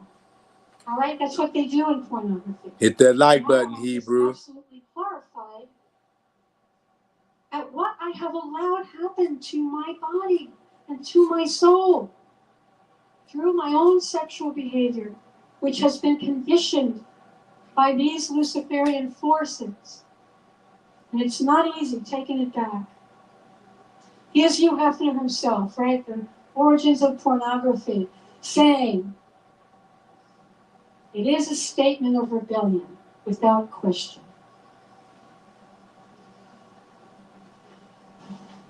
Okay, so that's all the clips there. Someone was asking, where can I find this documentary? It's right here on BondTube. I just uploaded it yesterday. Her name is Janice Barcelo. Janice Barcelo. All you gotta do is type that in, and it should come right up. Janice, Jeanice, Barcelo, Barcelo. All right, it's all everything I'm showing you. If it's pulling from a documentary, it's on here on BondTube. If it's not, it'll be on there tonight. All right, you ain't got to go anywhere else. I'm sure you'll find it on other platforms, but I definitely wanted to make sure it was going to be on our platform, so this make it a lot easier for people to find it. I want to touch on something she said that's a very, very important thing. Because see, now when you start messing with children, when you start messing with people's lives like this, see, I'm just going to tell you, and then wherever it falls, so be it. For you women, I want you to listen to me. There are, for some of you who are married to men who make you perform certain acts, such as what she mentioned here in the bedroom, you do not have to submit yourself to that. Let me be very clear. You do not have to submit yourself to that. This woman has actually laid out and explained to you exactly what's going on. If your husband, I don't care, because like I said, you got folks who are quote unquote Hebrew, Christian, or whatever, and they tell their wives, listen, you're supposed to do what I tell you to do. Let me tell you, be very blunt. You better get the hell up out of there. And you need to find some help real quick. Because that is straight up rape. And you don't need to have you don't need to play any part of that. Because he may feel good at the moment, but what's actually happening is there's spiritually, there's something opening up in you. You're being violated for a moment of his pleasure. Now, typically, like I said, when it comes to people's marriages and stuff like that, and certainly when it comes to you do you. You know what I'm saying? We ain't gonna be doing no seminar like, okay, how you please your spouse and all this stuff. We ain't doing none of that, okay? We ain't gonna never do that, okay? But when it comes to this kind of stuff, I'm telling you, women, married women, you do not, under no circumstance, have to submit yourself to that, nor should you. Because a lot of times you may be dealing with a man who just been gassing himself up with a bunch of pornography, and now he wants to come to you, and because you're the first target, the legal target that he can come to and exercise his demons in you. So no, you do not. Y'all hear that, fam? I'm telling you, no, you don't need. You need to get up and you need to find some help quick. You need to talk to somebody. Don't be suffering in silence and sitting up. Well, I don't want to say anything. I was uncomfortable. Listen, I need to talk to someone that's a Christian. I need to talk to a Hebrew. Honey, you got to find whomever is very qualified and that you can talk to. Listen, you email us. We'll find someone for you. But I'm telling you, I don't want any of our sisters out here, if you're in that situation, to be sitting up here suffering like that, because that's what it is. You are a wife. You ain't supposed to be called. You ain't called to do that. You ain't called to have your butthole basically penetrated like that. He gave that to you for one reason. He gave us all one for one reason only, and that is to expel excrement, not for sexual pleasure. That is sick. That is disgusting. And on every scientific basis, it's the most unhealthy thing anybody could do. I go on social media. I was, again, on Twitter. You never have control on sometimes what comes up on your timeline, but it comes up. And it got some of our people getting into this stuff where they just showcasing it all on social media. Young girl, like I said, we talking plain here. Handed man, they call it eating behind, basically. You literally are putting your mouth on somebody's rectum. I'm telling you right now. Y'all hear that at Hebrews? If anybody out there is doing that, please stop. I do that. You better not engage in that. That is the most craziest thing you can do, even from a medical perspective. King David says, just got back on to some real facts. Spoken the wicked, gonna call him beta. Good to see you back, King David. Hit that like button, Hebrews. They're laying all the foundation, letting you guys know anything sexual, family, is not just physical. From a medical perspective. Listen, Hebrew. You know how many things are coming out of your butthole that you don't realize is coming out? And if it stayed in your body, it will kill you? And yet they want to make that's like that's something that's sexy. That is not sex. That's demonic. Like I saw, they got this thing now. There's a trend again. Being blunt here. There's another trend that they got going on right now that I see. I was like, these people, what are they even? They're not thinking. If you engage in an and basically a woman engaging in oral sex with a man, and then you know what happens, he climaxes or whatever. There's this thing where it goes all on you. They have it go all in your face. That's supposed to be like a turn on. And so now they have. I've seen this happen up twice. Again, I ain't looking for this crap. I guess it's like mainstream because it shows up. I'm like, what the heck? What? And it's a girl. She's walking down the street, got the stuff on her face. And What? She's up there like, you know, and What? it's funny or something like that. And I'm sitting up here, and the people on the street like looking like, Wow. What are you thinking? Jeez. Y'all, this society is This is sick. you may not be there. What in the world? But I'm gonna tell you right now, someone you know is, and I'm talking specifically for those who are married. Some of y'all may have that kind of, had that kind of relationship. I'm telling you right now, don't do that. Do not do that. That's dangerous. I mean, we got the spiritual part of it. I mean, we got that down, right? The spiritual side of it. But I'm talking even if I can't convince you even on the spiritual side. I'm saying even in the natural, do not do that. I don't care if it's in marriage or not. And I'll tell you, let me step up to the brother that would tell you to do that. I'll do it. I ain't got no problem doing that. And yes, I would call if I had to get whatever. I'm telling you, you do not subject sisters to that kind of foolishness at all. What they're getting that from, that is all witchcraft. That's witchcraft. That's demonic. That's true. That's true. That's demonic. The Most High didn't create the face of the first woman to be like that. What? This is wild, y'all. And don't allow anybody to use Hebrews 13:4 on you either and say, well, the marriage bed is undefiled. The marriage bed is undefiled.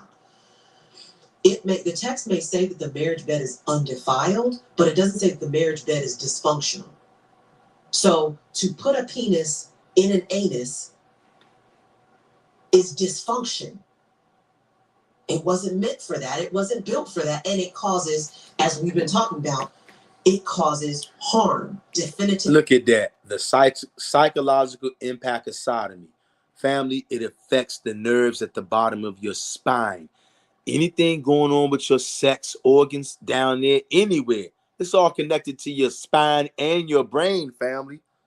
Harm in your brain or in the absolute world. Likewise, your mouth on the genitals. Out of function.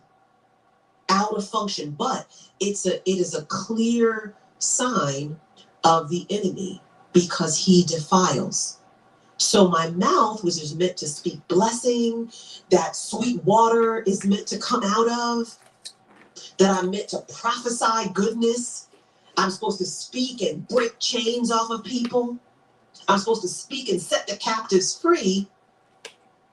That mouth is on a part of the body that waste comes out of. So all this anus activity and all, again, we can talk about it spiritually, but even just looking at it medically, it's a horrible, horrible thing. And like you said, it's rooted really in Satanism. Just rooted in them. It's rooted Satanic in sexual abuse. It just is. Anything that defiles, takes something that's righteous, takes it out of its function, and defiles it.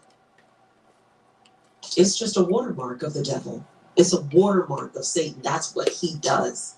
It's what he does. And something that was meant to be whole and complete in its proper and natural order of things, intercourse in its natural function, it's complete.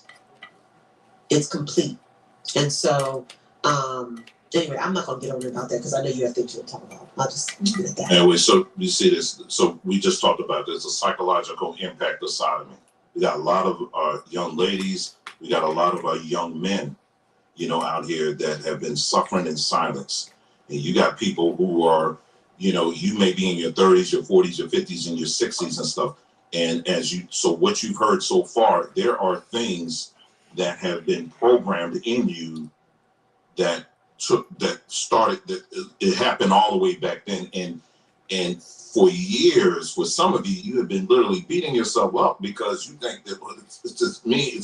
I don't know. Now, again, we're individuals. There are still choices. We have to give account for the choices that we make ultimately. However, with that being said, what has caused us to kind of go off kilter, so to speak? Hey, family, hit that like button if you haven't. If you still here, don't leave, because family, he gonna hit you with a dagger. In the beginning, what caused that in the beginning? All of this stuff that they're bringing out right now is being led to bring you up, to get you to the point where he lets you know about circumcision, chopping off part of your penis, also known as sexual mutilation, sexual abuse, satanic sexual abuse. We have to go back, and for some to people, children. It was events like this that have taken place, unfortunately, you know, from someone that did something to you. Like I said, men, young men, and women. Don't go nowhere now, Hebrew. I'm telling you. Melissa Israel says, it makes me wonder about birth in a hospital. They take the baby away from parents for some time. What all are they doing? Melissa Israel, at some point in this video, he brings that out. I don't know if we'll get to that part today, but they remove those children so they can take them away from you, so they can chop off part of their penis. Okay?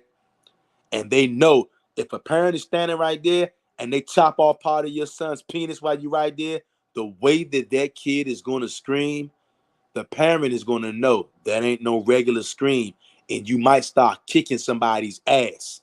So they say, let's get that baby away from that parent so we can satanically sexual abuse this child by hacking off part of his penis, hacking off part of his brain, and hacking off part of his nerves and his spine. It's all connected. Family, he gets to that at some point. Hang in there, family. I don't know if that point is going to come up in this part 1 or the next part 2. But either way, all of this is laying the backdrop so that you understand your sexual organs are very important. Your sexual organs are fine, just the way the Most High created you. But somebody, these people who run the earth, has convinced us chopping off part of your penis is somehow going to help you get closer to God. Family, at one time, I did believe that. I don't have any children right now, but if I did have a son, I would beat the shit out of the doctor if he touches my son's fucking penis with a knife. Excuse my French, family, because I'm pissed off right now. If I could go and get part of my penis back that they took from me, I would, because I know anybody who's had part of their, let me calm down, family. Anybody who's had part of their penis chopped off, we have not become the people who we were supposed to become, because they took that from us. The tip of your penis, where they take that skin from, is the most sensitive part of your body. And it's the most sensitive part of your penis. And they took that away. They took your brain function away. Family, when you find out what chopping the tip of your penis off does to your brain, your spirit, and your life, you're going to be freaking appalled, family. I'm pissed off right now. If I could find the doctor who circumcised me when I was a kid, I would beat the shit out of him right now. I'm not lying. And these are most deep emotional scars, you know, and this is why you see much of the dysfunction amongst our people, you know. And now, as Melissa Israel says, what do they do to the baby girls? You know what? Only the Most High knows what they're doing to them baby girls in America. I know in some countries they circumcise the girls too. And you know what's so crazy? When they do it to girls, if they were to try that crap in America, everybody will raise up and say you're doing sexual mutilation, because that's what it is. Some of them other countries, they cut off the woman's clitoris. That's the female circumcision. Cutting off your clitoris that God gave you, but they're going to cut it off. I'm telling you, family, we have been lied to. Why in the hell was it? I'm telling you, family, I would beat the shit out of the doctor right now if I could find the dude who chopped off part of my penis. I don't care if my parents did consent. This is my penis. I didn't give nobody permission to chop my damn penis off. I'm pissed off about that, and I'm telling you, once you find out the truth behind this, anybody who's had their penis whacked off, you're going to be pissed off, brothers. I'm letting y'all know right now. We're transitioning here. So we talked about pornography, right? We talked about Listen, family, the impact and all that other stuff here. And if you've been following us, we've been emphasizing over and over again who are the ones that brought pornography over here to this country in the first place. It was the Jewish people. The Jewish people. And very proudly say this. Yeah. They're very proud of it. And it's something else that the Jewish people have done. And this one is going to target more so for our brothers. So bring it out. I'm going to need you to listen up. But we're going to listen, family, to the scripture first, okay? Listen to this. We're still in Genesis. I'll tell you, maybe that'll be our Bible. I'm going to get a Bible and they just have Genesis 1 in it. That's it. Because it seems like we just can never get out of Genesis 1. But anyway. Sound familiar, don't it? Just like we combing back through the scriptures. Read this. Family, okay, listen, God Hebrew. Said, let us make man in our image, after our likeness, and let them have dominion over the fish of the sea, and over the fowl of the air, and over the cattle, and over all the earth, and over every creeping thing that creepeth upon the earth. So God created man in his own image. That's right. Let me read that again.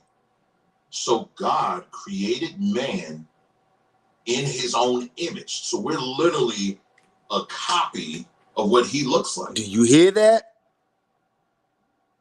Let me say that again. We are literally a copy of what he looks like. So God created man in his own image. In the image of God created he him. Male and female created he them. You know what's very interesting? What's interesting about this, when you look at people, a lot of people don't look alike, do they? But yet we were created in his image. How does that work? So it's just the magnificence of who he is. We'll be able to, when the day comes when we're able to see him face to face, we'll be able to see, hey, he looks kind of like me. And someone else will be like, hey, he looks kind of like me. Then someone else will be, but we all look at each other individually, we look different. That's just the wonder of the magnificence of who he is. So that's something. So anyway, verse 28. And God blessed them, and God said unto them, be fruitful and multiply, and replenish the earth and subdue it, and have dominion over the fish of the air, okay, flying fish of the sea, over the fowl of the air, and over every living thing that moveth upon the earth. And God said, behold, I have given you every herb-bearing seed which is upon the face of all that's that fruit fast. and every tree in which the fruit of the tree yielding seed, to you it shall be for meat. Right? And to every beast of the earth. Side note, by the way, what a so-called coincidence. He read Genesis 1:29 while we doing 30 days of fruits. And to every fowl of the air, and to everything that creepeth upon the earth, wherein there is life, I have given every green herb for meat, and it was so. And then this last part, which is very important, most important for what we're talking about. Listen. And God saw everything that he had made, including man and woman. And behold, it was very good. That's right. Everything he made. Very good. And the evening and the morning were the sixth day. You don't read anything in here at all where he said he made this part, but there's some of that over there he wasn't too proud of. Everything he made, he said it was good. Very good. Yeah, let's get to more specifics. We're gonna zoom this lens in a little bit more here. All right, Hebrew. Here's the bombshell coming in. And this is Hey, look, and it's no coincidence. The bombshell is coming in as we've been on here for an hour and 44 minutes. That number, 144. Not a coincidence. the Most High. He's speaking to, I believe, Abram. Okay, and let's see. This is my covenant which ye shall keep between me and you, and thy seed and after thee. Every man shall Listen good. This is what this whole entire video is about right here. If you made it this far, don't tap out now. among you shall be circumcised, and ye shall circumcise the flesh of your foreskin, and it shall be a token of the covenant betwixt me and you. They don't want the truth. He says, I don't recall Adam being circumcised. Now that I think about it, bring it out, Ak. That's right, brother. Adam, is no record of Adam being circumcised. And they just read in Genesis, God said everything that he made was very good. And he shall, and I'm sorry, and he that is 8 days old shall be circumcised among you, every man child in your generations, he that is born in a house or bought with money of any stranger, which is not of thy seed. And then he goes on and talks about how, yes, you need to be circumcised. Now, remember, family, this is why we've spent weeks on this.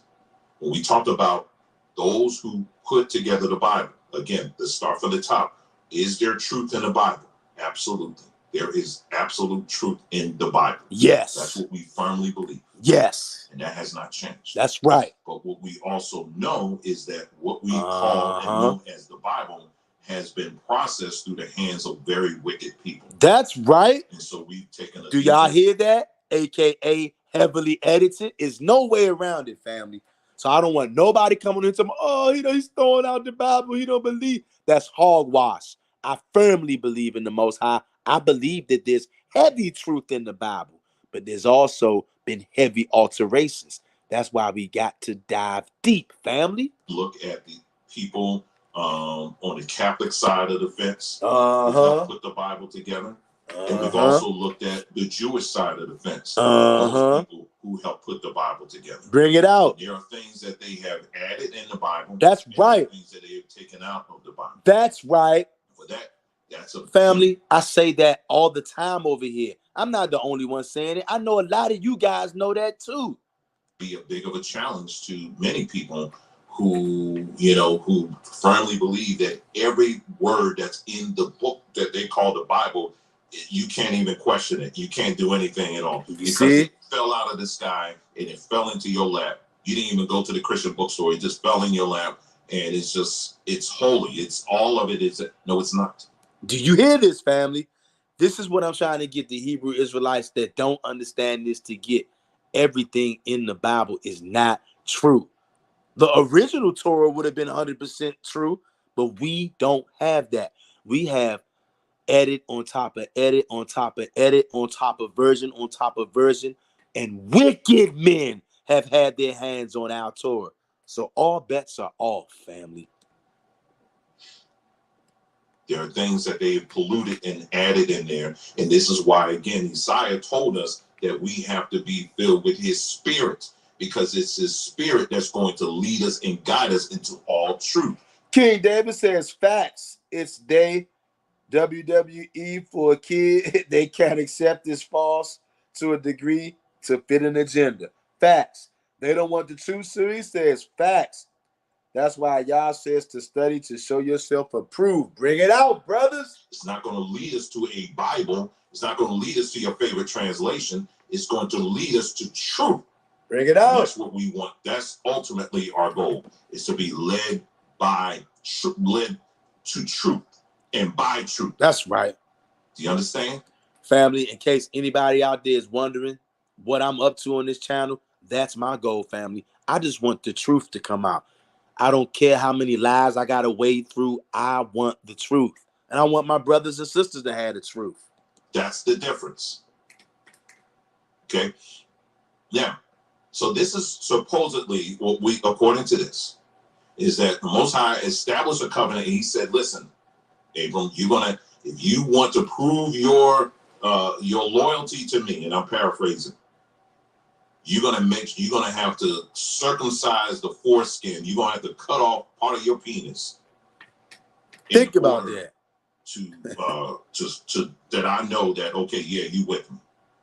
Just think about that, family. I gotta sexually mutilate myself, sexually attack myself to show the Most High that I'm down with him by hacking off my penis that he gave me. Family, that's a satanic torture blood sacrifice, family. And that is another scripture said this will be a sign, basically, that shows that you guys are a separate people. You're separate from everyone else. King David says, which goes with the meat? Which goes with the meat, BS? None meat. You got to pick a side when the Most High want everyone and the animals at peace together with no harm. Is no way he want us to attack and eat them. He said, he said animals, fear us now, because bloodlust. That's in our spirits. You ain't lying, King David. The animals are petrified of humans. Now, if you look at history, especially during that time and going backwards,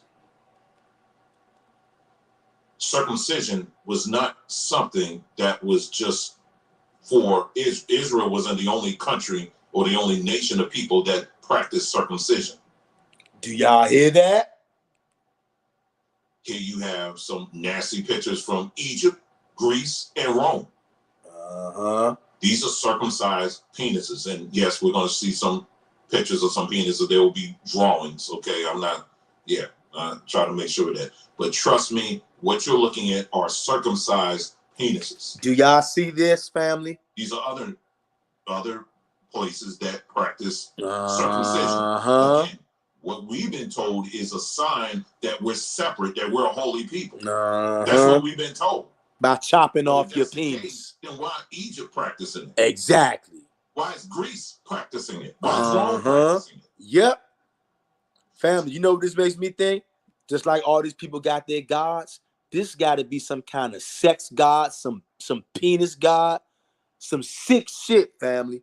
Something ain't adding up here. That's right. Something is not adding up here, ladies and gentlemen. It's not adding up. And get these stank things up. They don't want the true serious says. Doesn't scripture says if a man's private part is cut off or crushed, he can't enter into the kingdom? Hey, brother, that definitely does sound familiar. I can't remember exactly where I've seen that at, but that sounds very familiar, brother. Over here. All right. Now, even in the United States. Oh, let me go back. Oh, yeah. Okay. Let me just show this. So what you're looking at is a map here. I got two maps, and they both kind of confirm the same thing. The United States, as it stands right now. All right, family, I'm going to give it about 10, 15 more minutes, then I'm going to let you guys go, and we'll finish up the rest in the part 2. One of the highest rates in the world when it comes to circumcision. United States and Canada, as you can see. And contrastly, when you look at South America and the Caribbean, it's quite low.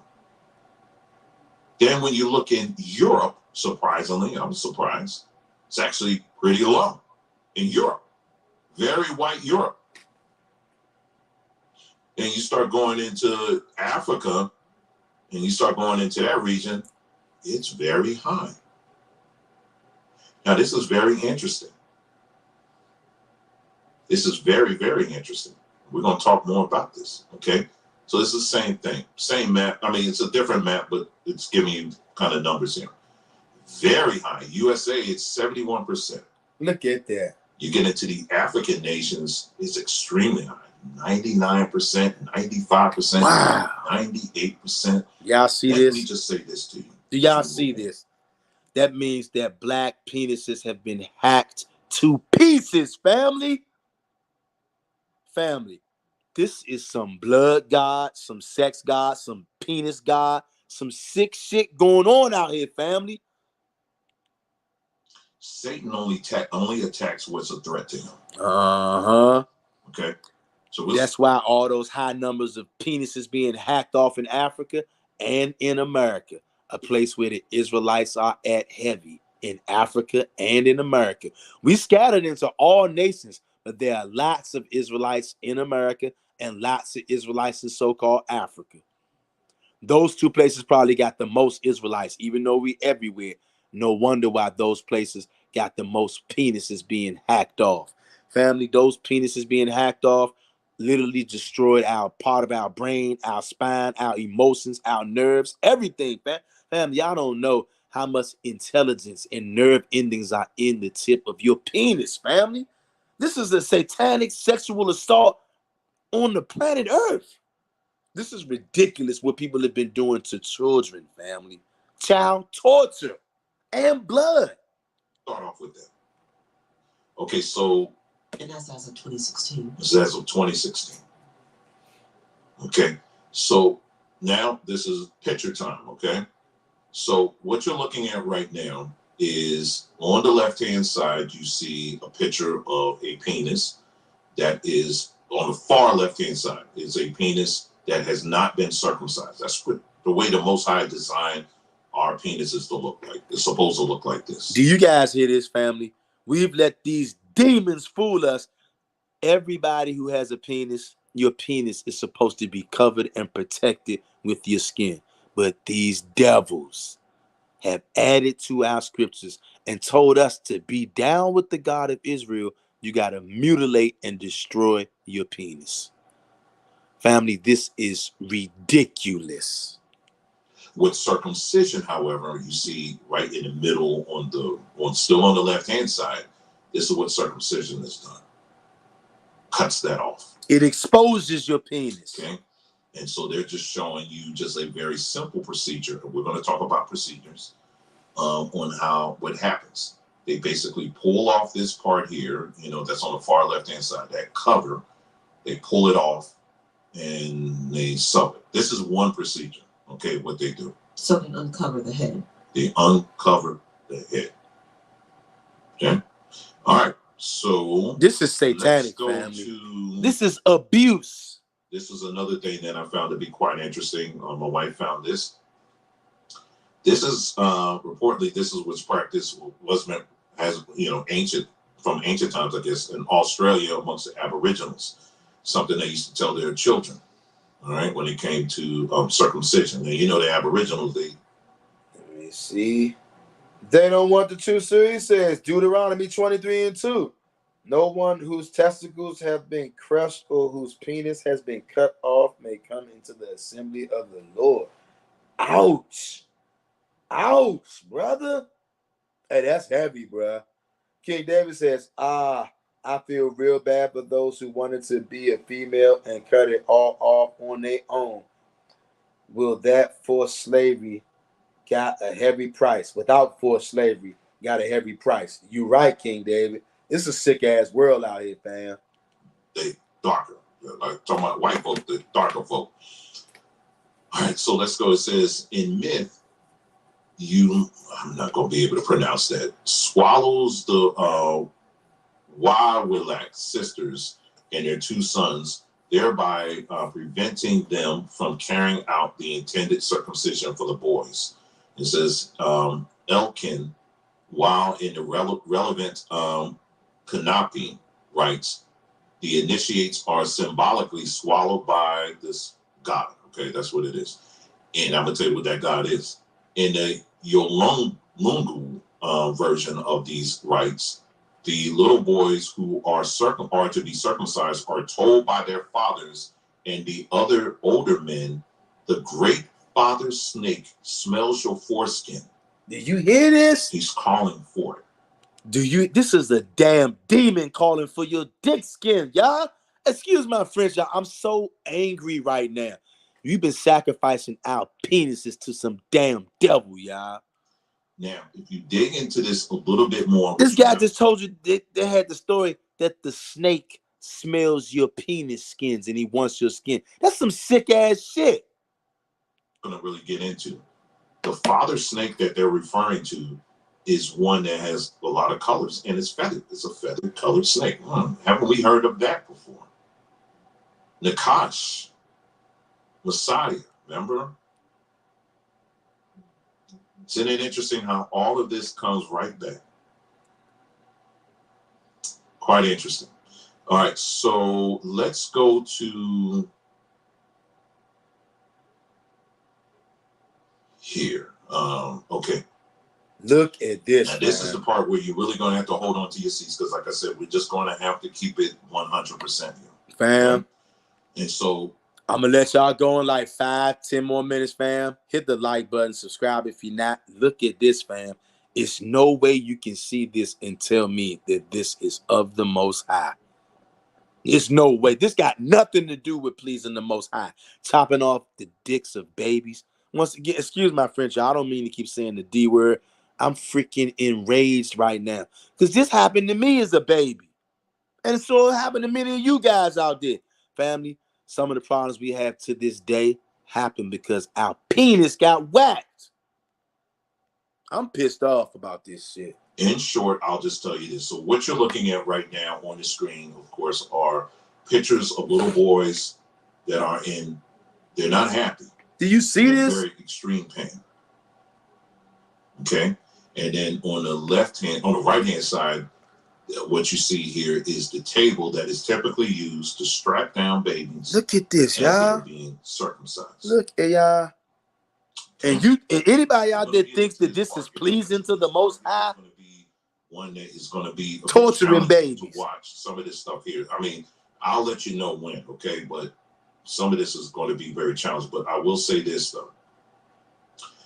I know for some of you, it may be a bit of a wrestle right now mentally.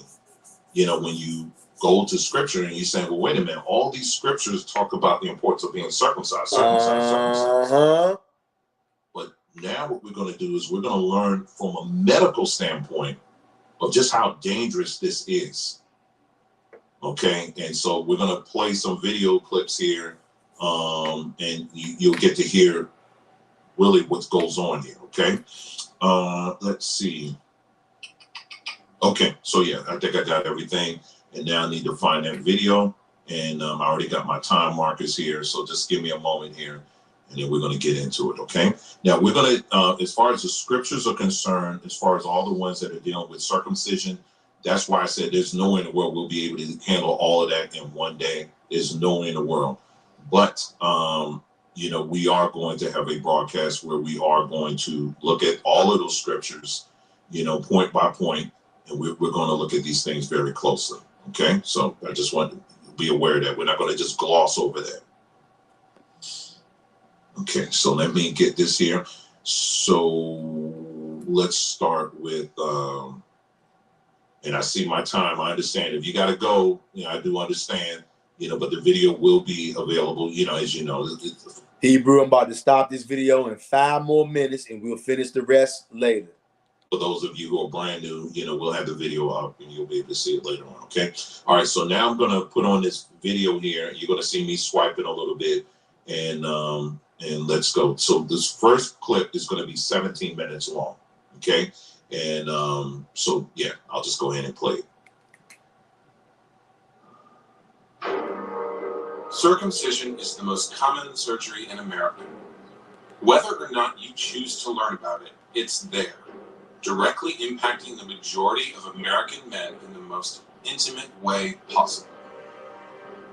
Circumcision is the absolute most unbelievable, disgusting attack that we could ever conceive of, strapping an infant to a torture board, literally strapping his arms and his legs to a torture board so that all it can do is move his head, sometimes shoving a pacifier in his mouth so he's choking on his screams while you systematically jam a sharp metal instrument into his penis, sticking it in between the foreskin, which is attached to the glands, jamming it in there, and then ripping the foreskin off of the glands of the penis without anesthetic. 96% of the time, the babies are given nothing. Many Americans have never... Do you hear this? These are some sick bastards. It's no way you can tell me this is of the Most High. I'm not buying it. taken the time to think deeply about circumcision. Circumcision is the surgical removal of the foreskin, the foremost part of the male penis. And in America, it is typically performed on infants within the first few days of life.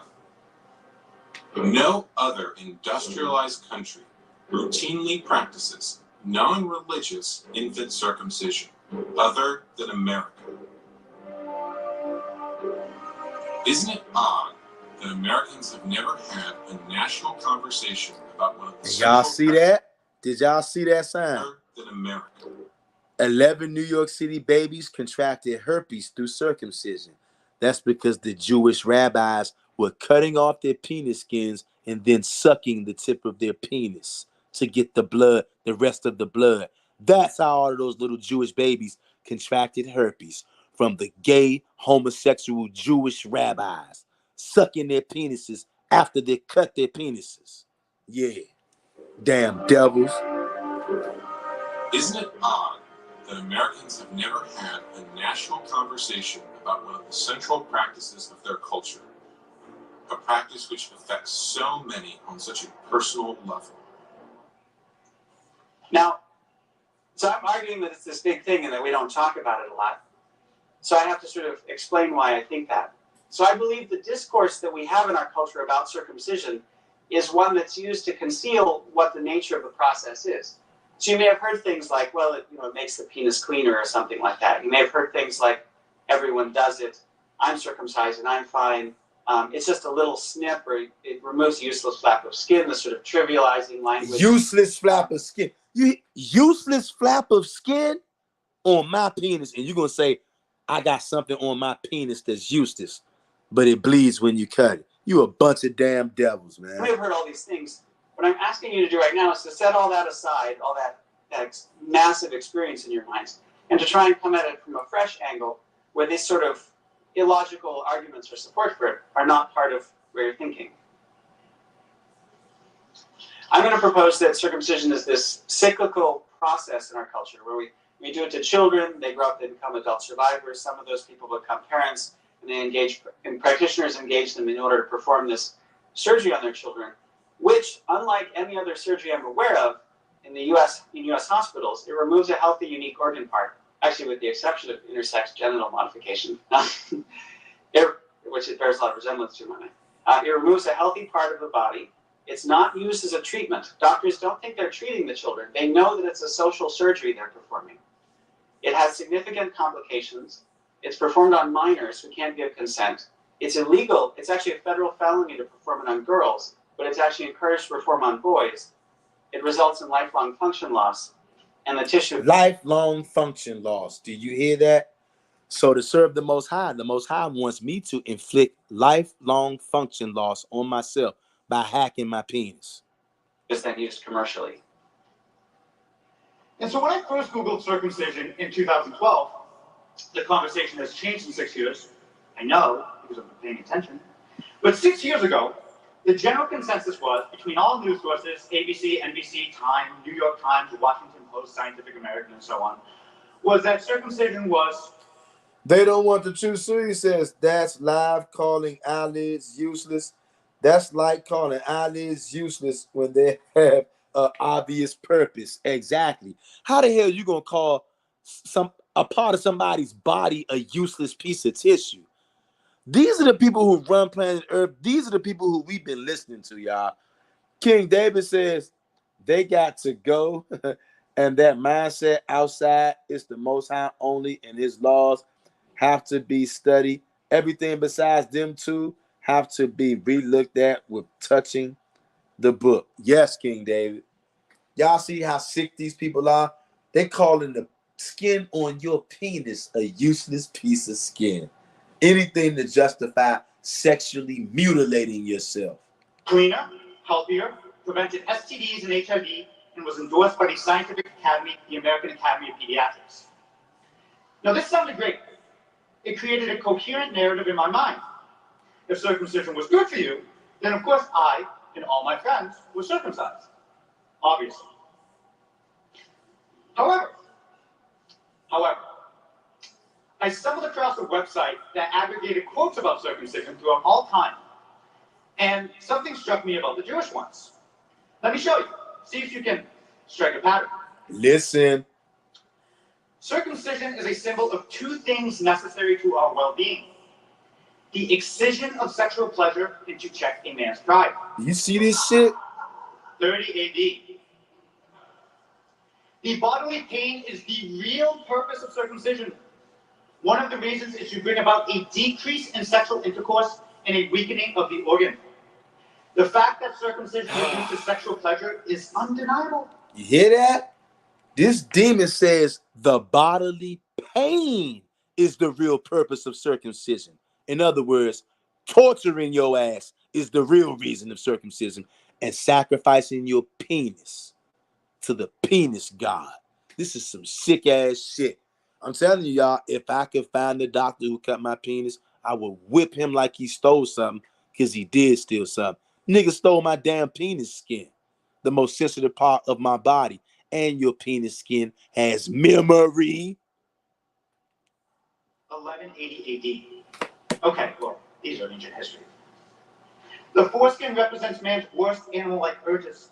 I like my animal-like urges. Impairment.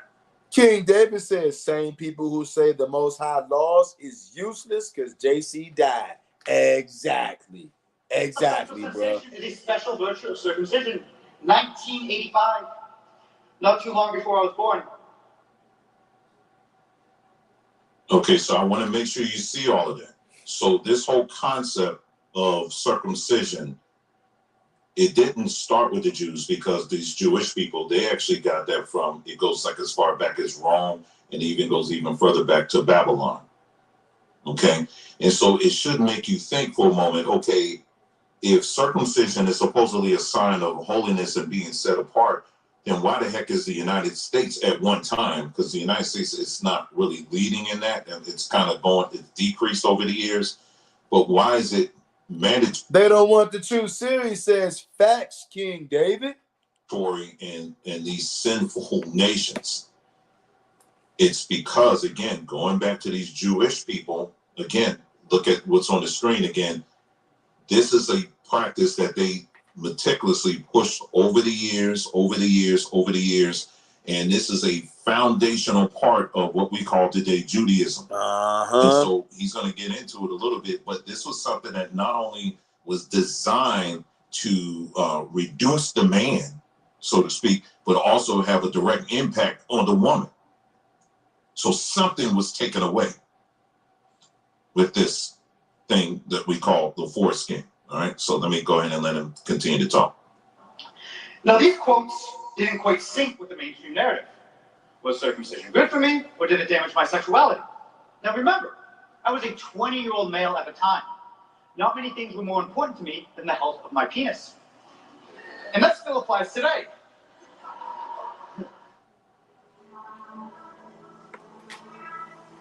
If we go back far enough, what we find is that fathers were circumcising their children, not ritually in the Jewish style, but as a sacrifice to whatever deities they were sacrificing to at the time. Did you hear that? Just like what I said, I'm going to back that up again. Listen to what this guy said. Listen good, Hebrew. If we go back far enough, what we find is that fathers were circumcising their children, not ritually in the Jewish style, but as a sacrifice to whatever deities they were sacrificing to at the time. Sacrificing your penis to the penis god. These damn heathens, they got all kind of gods for all kind of things. And these heathens are some damn perverts. Your penis got sacrificed to the penis god. Matter of fact, some scholars have given us pretty good evidence that circumcision may have evolved as a substitute for child sacrifice. Did you hear that? Hacking off your penis was a substitute for child sacrifice. That's why they like to chop your penis off when you're still a baby. What they really want to do is sacrifice your ass. But that will cause too much of an upheaval. That's what they really want to do. But since they can't just outright sacrifice little babies in the open, they'll say, hey, bring that little nigga here. I'll just take his penis instead. Some sick ass shit. Damn devils. it become a Jewish ritual is the question. There you have to look at the Bible, the Torah, the 5 books of Moses, in which the creator of the universe appears. Bill Thomas says face palm. Yeah, brother Bill Thomas, this some sick ass shit right here, brother. Good to see you in here, brother. To a 99-year-old man named Abraham. Tells him that he will be able to impregnate his elderly 90-year-old wife and that their children will give rise to a tremendous nation. However, he says, you must cut the flesh of your foreskin. But what happened at first was a fairly simple removal of the front part of the foreskin and no more. It was only later that practice evolved further. First, because Jewish men during the Hellenistic period wanted to perform in athletic contests naked, and they didn't want to seem to be... Do you hear this? These Jewish people wanted to do all their athletics ass naked. These people are perverts. So they pulled the remaining foreskin back, what's now called restoration. They pulled the remaining foreskin back and clipped it actually in front, so as to have a normal looking penis again. In order to stop them from doing that, the rabbis then instituted a second phase they called Puriyah, which meant removing the rest of the foreskin and removing it, a much more radical procedure. See, I see it's this. important to understand that, because the kind of circumcision that is performed in Jewish ritual is essentially identical to what is done in the United States. This very radical and very destructive kind of circumcision in which practically all of the foreskin is removed. Penis mutilation, sexual abuse, and assault. That's what it is. The story begins 12,000 years ago. Sigmund Freud surmised that circumcision started as a step down from child sacrifice. Once again, you heard him. Hacking off your penis, also known as circumcision, was a step down from child sacrifice. So little niggas out there, including myself, when I was born, we all better be glad that these devils couldn't do what they really wanted to do, which was to sacrifice our ass. But instead, they just whacked our penises off instead. Instead of sacrificing the child, you would just sacrifice an essential part of him, his genitals. Sick, now, man. These genital blood sacrifices eventually lessened until just parts of his genitals were sacrificed, his foreskin. Now, many people erroneously believe, if you can believe it, many people erroneously believe something, but many people erroneously believe that circumcision started in the Old Testament, the Jewish Holy Book. Actually, Judaism adopted circumcision from tribes circumcising in the area. But if we take a look at the Holy Covenant in Genesis, we can see what it has to say. Every male among you who is 8 days old must be circumcised. Whether born or bought with your money, they must be circumcised. Any uncircumcised male will be cut off from his people. Now, a couple things to notice here. Every baby must be circumcised, and slaves too, because that was cool at the time. And if you weren't, you were cut off from your people, which was tantamount to a death sentence in ancient times. Now, Leonard Glick, who is a Jewish man with a medical degree and a PhD in cultural anthropology with a specialty in genital cutting, assures me that this is not even the original covenant. It was appended to the Bible in 500 BC for 2 reasons. Y'all hear that? Now, the first reason is the child is circumcised when he is a baby, so he has absolutely no choice in the matter. This forever forces him to look Jewish. Now, this promotes tribal cohesiveness, a primary objective of all tribal leaders, as they have a vested interest to maintain the social order of the tribe as they enjoy their status at the top of it. Now, the second reason is a little more interesting and plays to the underlying psychology behind genital cutting cultures. But let's use a modern day example, fraternity hazing. Who here thinks that hazing is just a malicious exercise of power? A fair number. See, that's not exactly correct. See, hazing is an effective strategy if you want your fraternity to survive. See, hazing plays to an underlying psychological mechanism that enables group survival. See, what we do as humans is we ascribe value to the pain or suffering we endure as the price we pay to join a group or tribe. Y'all see this? See, if you're just let into the fraternity, you could easily think, nah, and leave. However, if you get your penis hacked up, a great price in blood, sweat, tears, and parts, your flesh, you know it must be valuable. See, Judaic circumcision operates under that same psychological principle.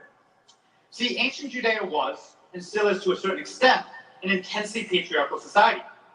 Male blood represented salvation, female blood represented filth, men ran everything. And nothing was more important to a man than his patriarchal lineage. And nothing represented his patriarchal lineage more than his son. Or even more specifically, his son's penis.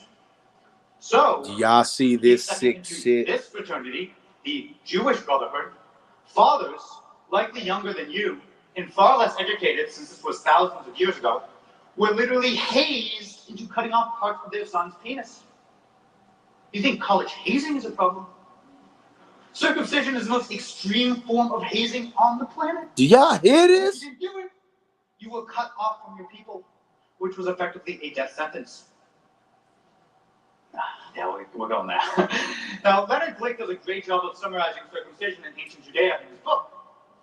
He says, in summary, the father offers his son's foreskin as a bloody sacrifice for what may have been a substitute for child sacrifice. He acknowledges, for what may have been he declares acknowledgement of paternity, readiness to submit the child to a perilous procedure, avowal of sexual restraint of his own and his son in the future, and intention to raise him as a conforming member of the male-centered collective, and in summary, offers his submission to the elder's will. Well, do you understand what this means? This is sick, family. See, contrary to the popular narrative, circumcision was designed to mark us like cattle. Circumcision was designed to emasculate us like slaves. Circumcision was designed to damage us when we're not even human. You hear this, family? That is what circumcision was designed to do. And all this talk about circumcision is not even the circumcision you'd recognize today. See, Judaism underwent... Family, this is the halfway point. We're going to stop it right here. This is part 1. Family, before the week is over, I'll come back and we'll watch the rest of this, where it goes into the psychological and the physical and emotional effects of having your penis hacked up. Okay? Hit the like button, share this video, subscribe to the channel if you're not subscribed already, Hebrew. And I'll see you later.